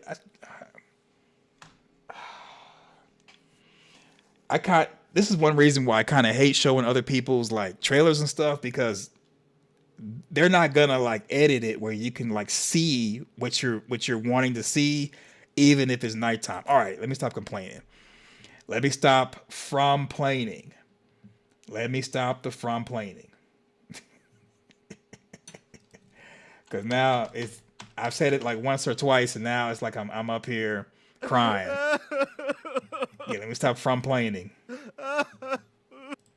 So yeah, it appears that he's on the bus. You see how his hands are? You can barely see it, but his hands look like they're on seats, and this appears to be an overhead compartment, and like he's moving through the bus. You can kind of see the large windshield behind him like it's the bus. So for all we know, Julie could be story walking, and that's why we're seeing this. Yeah, so this right here, this scene is like a different thing than this right here. This right here is the bus. I believe this could be in the town. And then Smiley is morphing. So I wish the best horror show of the decade would get out the way. Because then we can compare what he has on in season 4 to the past. But it you can kind of barely see it. You can barely see it. Let me see if I can make it larger.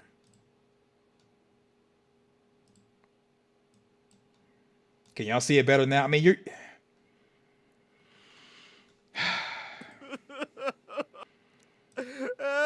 it's going to be very difficult to see because it's dark and not enhanced, but you have to kind of like squint.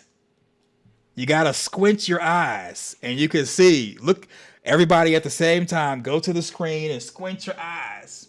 When you squint, you can kind of make out. This is the windshield.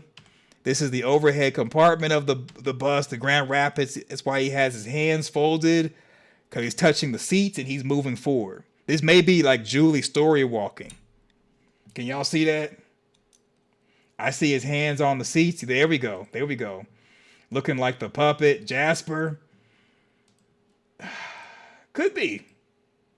You know, for all we know, Jasper... Nah, I'm not going to go down that route. Say that Jasper could be made based off of Smiley. Wouldn't that be a trip, though? It's not so. Maybe, like, they made Jasper based off of Smiley, but... So, yeah.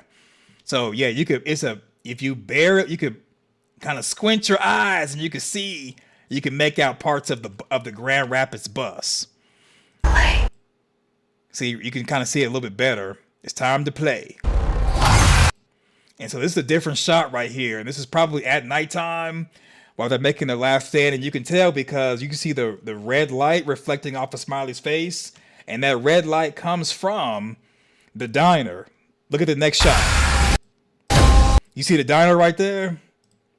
So the light from the diner could be reflecting off of Smiley. And see, Boyd's going this direction to meet Smiley. And then it may have a close-up where it's completely dark. And the red light from the diner is going off of Smiley's face. And this is the bus right here. So it could be that maybe Boyd goes here.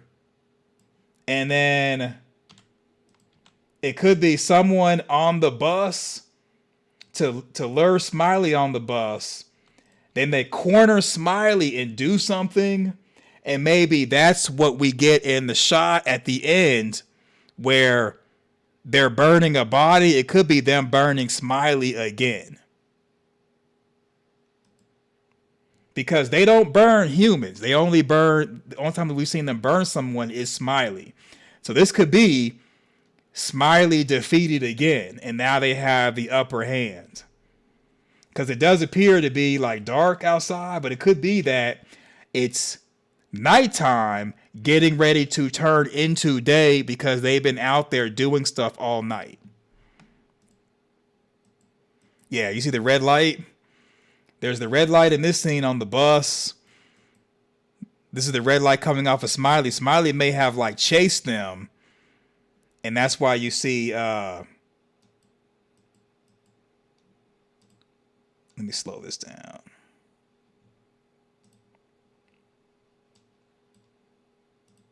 So that's what my guess is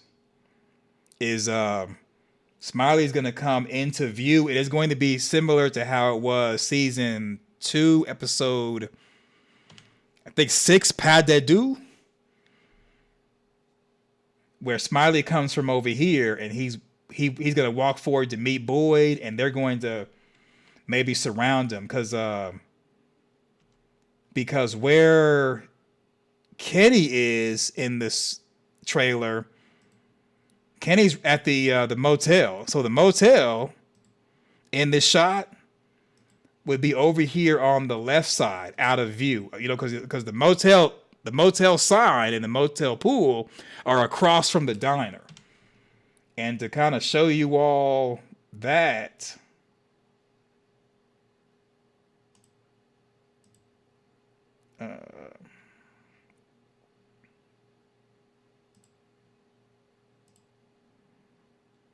just to kind of show you all that. So, okay, here's the model.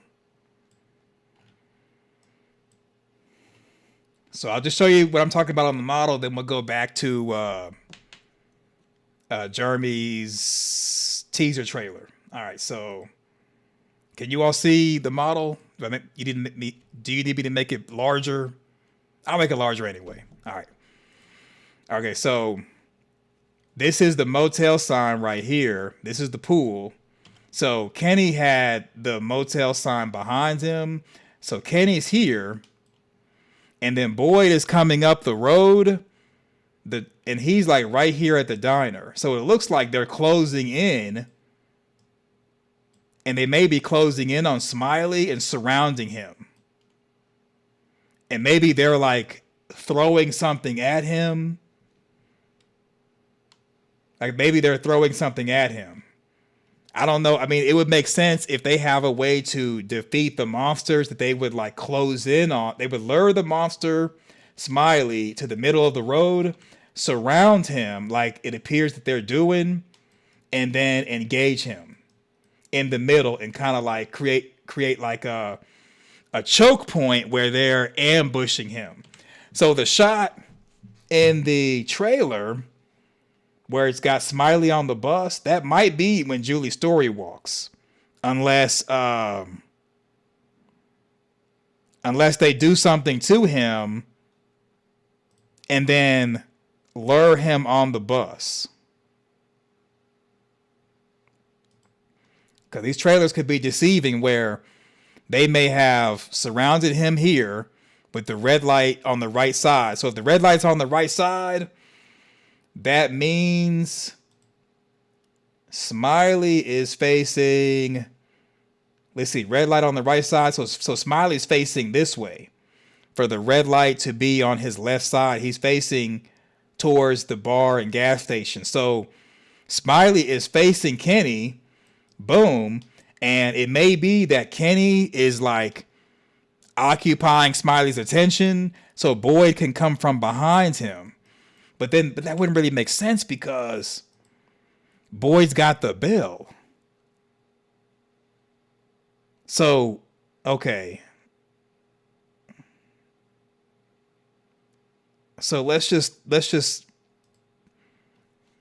so it might be that Kenny comes out, gets Smiley's attention, then here comes Boyd surrounding Smiley. Like it may be more people involved than just Kenny and Boyd. If this whole thing is one scene with the diner, then it could be more people coming from the left and the right to surround Smiley.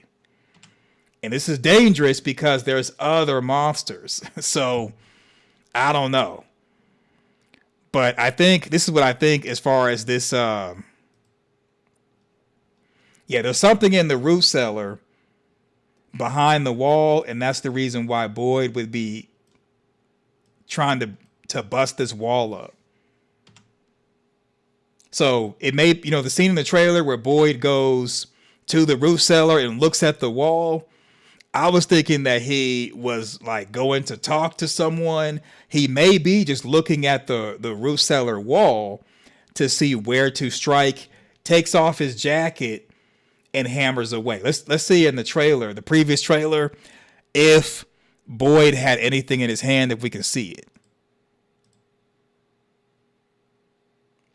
Let's see.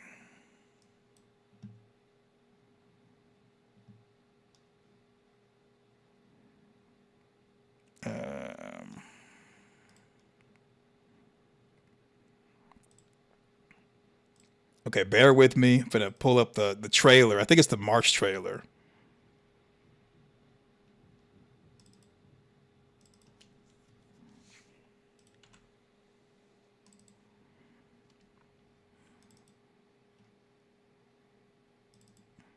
I think it's the March trailer. Don't quote me on it. I'm gonna look at it before bringing it on the screen. Let's see.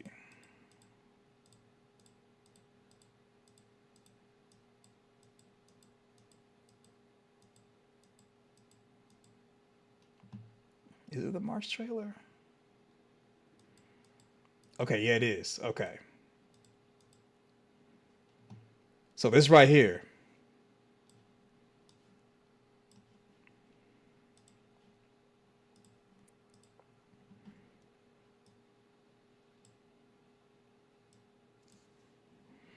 So this might be what he's looking at. I thought he was going to be like actually talking to someone, but it could. And then, this is also what I mean as far as, you see how this wall is behind Boyd. That pattern, it's the same pattern as this right here. Y'all see that? If the bus is involved, Randall is probably involved. Yeah. Yeah, because Randall lives on the bus. Unless he relocated to somewhere else, but I doubt that he's done that. So Rick Costa says, here's a thought. What if they trap Smiley on the bus and put a talisman in there to see what happens? Well, the talisman stone keeps the monsters from entering into an enclosed space, but I don't know if it would keep a monster from leaving. Because and I'm going to say that no, it does not, because if that was the case, then Fatima and Ellis, when they were at Colony House during the massacre, when they were in that foyer area in Colony House, when Fatima put the stone on the wall, the monsters were not able to leave the main part of Colony House and come into the room where Fatima and Ellis were, and the monsters were not able to go into the part where Fatima and Ellis were. So the monsters were inside. So they were not able to get into that room because it's like a a door separating. And so as far as the monsters being able to leave if they're inside of somewhere, anytime, yeah, that's a good question. If Smiley goes onto the bus and the doors are closed and you put a talisman stone on the outside of the bus, would Smiley be able to escape? We haven't seen anything like that on the show. I don't think it would work, but it could work because, I mean, why not? You can't open the door. So if you can't open a door with a talisman stone being somewhere like it was with Fatima and Ellis, why wouldn't it make it to where if you put a talisman stone on the outside of a house and a monster's inside, it traps them on the inside? So you know what? I'm going to say I don't know. And I'm going to say that maybe it would work. I mean, why not? Why not? So Amanda says someone should sleep in the barn with the animals and talisman. Yeah, why not? Hold on for 1 second. Don't go anywhere. Hold on.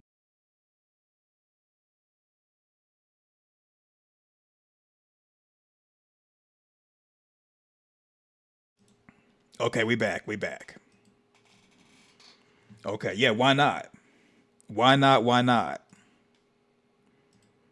So okay, so this is me crying again. My last time crying. Okay, you see how this is the trailer that I've edited. You see how you can actually make out what's going on in the scene with it being edited. Y'all see that? This is what I was talking about as far as, you know, in the words of Doug, you know, putting slop out there. After seeing all the slop out there online about it and just people having... Oh! Yeah, so this is slop because you can't even really tell what's going on in the entire trailer. It's basically slop because MGM doesn't really color correct to make it to where you can see stuff. It is what it is. But you can't really, like, I've saw people in the chat saying, oh, well, why is Boyd in the dark? What is Boyd doing? You can kind of, if you squint, you can kind of make it out, but you really can't tell what's going on because it's so dark because it hasn't been corrected. And so that's the reason why with my stuff, I'm able to see little details because I take that extra step. But anyway, y'all don't care about that. So I think this is what happens is Boyd has like a sledgehammer in his hand. And maybe it's daytime because there's a little bit of light right there. So he could be going and looking at the wall, sledgehammer in hand, takes off his jacket, and hammers away at the wall, and there may be something behind the wall. So Jade may have talked to a higher power that gave him the answer, because I doubt that anything in Fromville that gets destroyed, they're going to repair. And the reason I think that is because of the Blue Star, the Blue Magic Motel sign that was destroyed, hasn't been fixed. The Matthews' previous home was demolished, hasn't been fixed. So there's no one fixing stuff in Fromville. So if something is behind the wall in the roof cellar, then it's reasonable to believe that no one's ever done this before, which would give reason to believe that it's possible to defeat the evil side if what Jade is saying is true about, you know, now he's got answers. And he may have got the answers from that teaser thing that we saw where he was praying or talking to whatever. Night, y'all. I'm sure we will see one another Saturday morning after we watch episode 3 or before pre-show get together. Just hit me up, tag me or whatever YouTube does. The Jades are finally giving real information. Yeah. So David says, is this when Boyd finds the ring? Could be. Boyd and Tabitha are grounded from hammers. Yeah. Oh, Mike says the root cellar corpse might give Jade intel. Oh, that'd be beast mode. The corpse animates. The corpse is one of the Jades and is out there on the porch. And they all greet Jade and they're like, hey, we're the former selves. We messed up. Here's what you should do. But someone has to give information. Maybe somebody made a deal or something, because I doubt that anyone else has went through the process of destroying the root cellar wall to get something.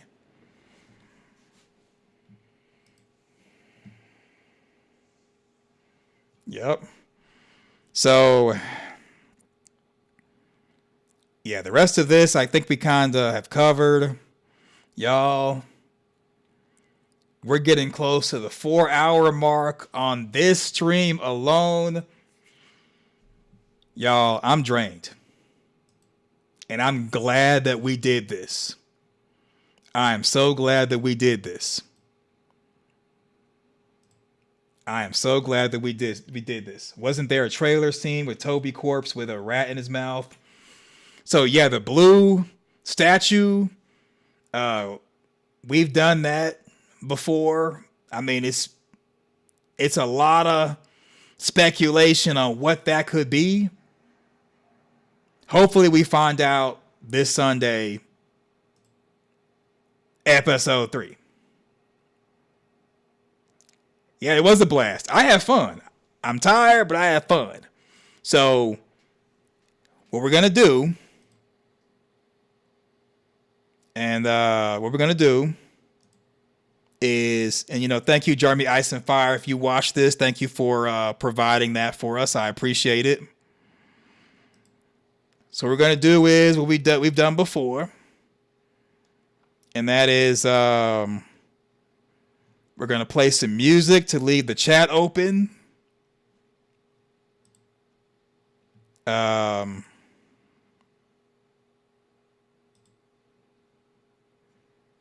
We're going to play some music to leave the chat open. So what I'm going to do is, when I see that the chat has gone to 0, then I'll end the stream and people will get a chance to chit chat and talk and, converse with everybody and stuff. I might pop up in the chat as opposed to being up here. Y'all, I got to stretch, get some dinner. I really appreciate it. So I can't play Kid Cudi. I can't play anything that's copyright as far as music. It's all going to be YouTube music. So I'm going to be playing YouTube music, because if it's copyright, the stream will get cut. And then, there it is. So Amanda, I appreciate it. Sorry I couldn't get to your notes. I responded in an email. Hopefully that's okay. But thank you for being the #1 supporter. I appreciate it. And thank you everyone else for being a channel member and for being a subscriber and hanging out with us basically for 4 hours on Spade Parkland TV. So I appreciate it. So I'm not going to be going live tomorrow. I'm going to kind of chill until I see until episode 3 tomorrow. I'll do my video and we'll try to do another one Monday, 4 p.m. Pacific Standard Time, 7 p.m. Eastern. Monday, 4 p.m. Pacific Standard Time, 7 p.m. Eastern. If you're Mountain or Central, you'll have to do the conversion. But we'll do it again, and hopefully episode 3 is like mind-blowing, like these trailers have been. All right, so I'm going to play some music. The chat will stay open. When the chat goes down to like 1 or 0, I'm going to cut the stream. Thanks for watching. Thank you for joining us. I'll see you next time. All right, let's do it.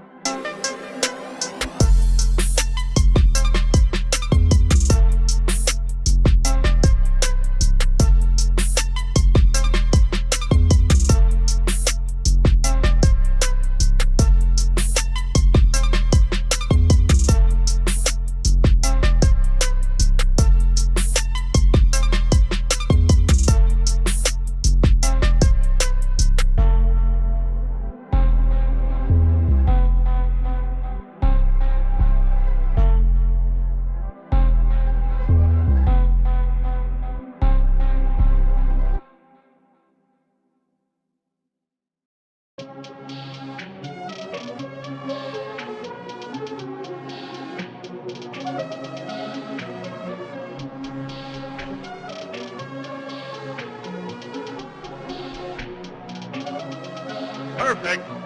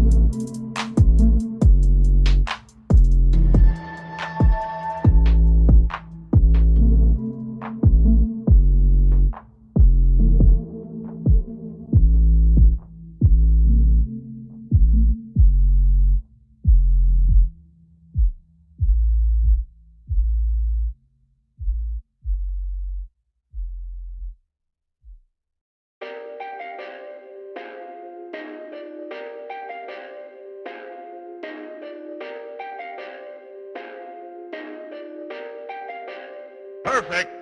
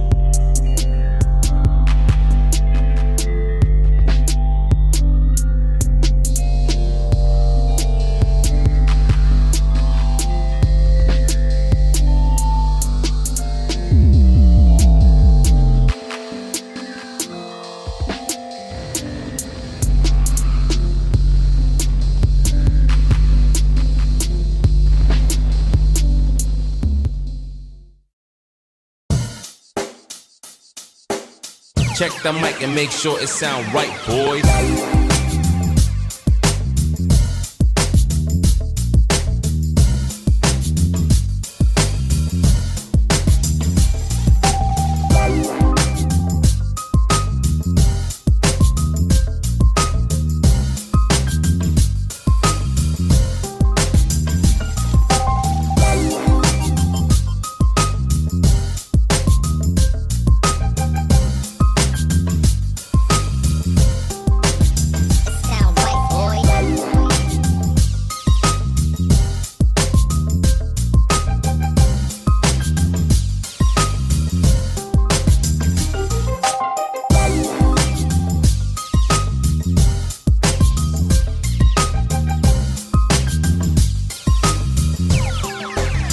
Sound right, boys.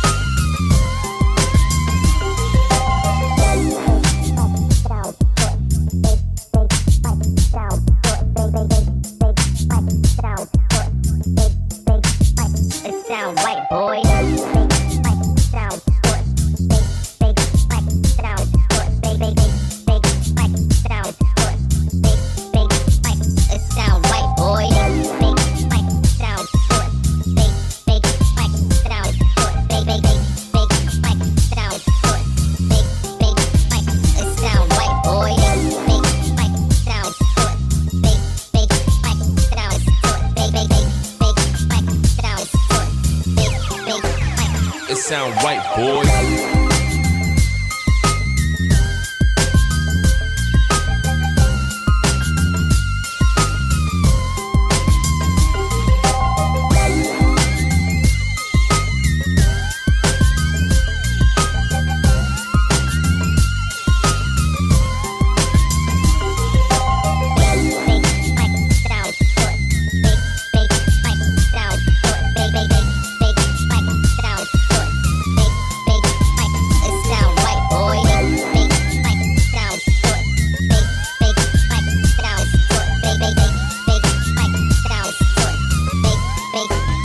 It sound right, boy.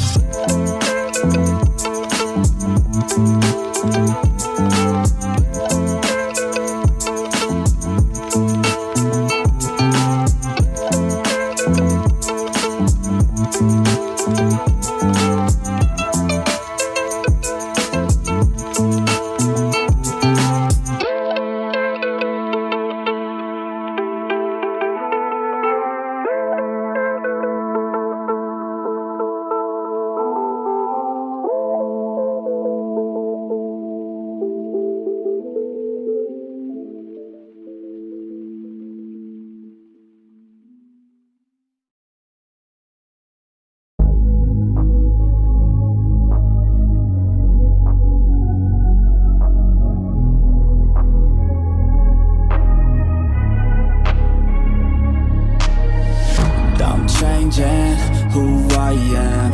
I'm making a new plan, rearranging my life, and I won't look back ever again.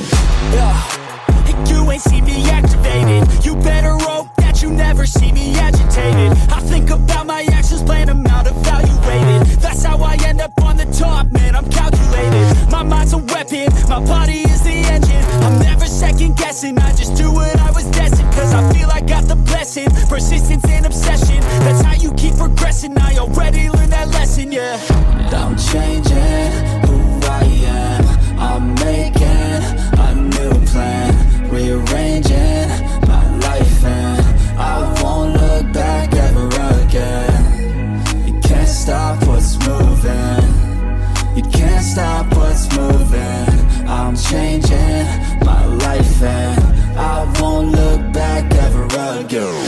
No fear, see clear, you deserve to be great. I know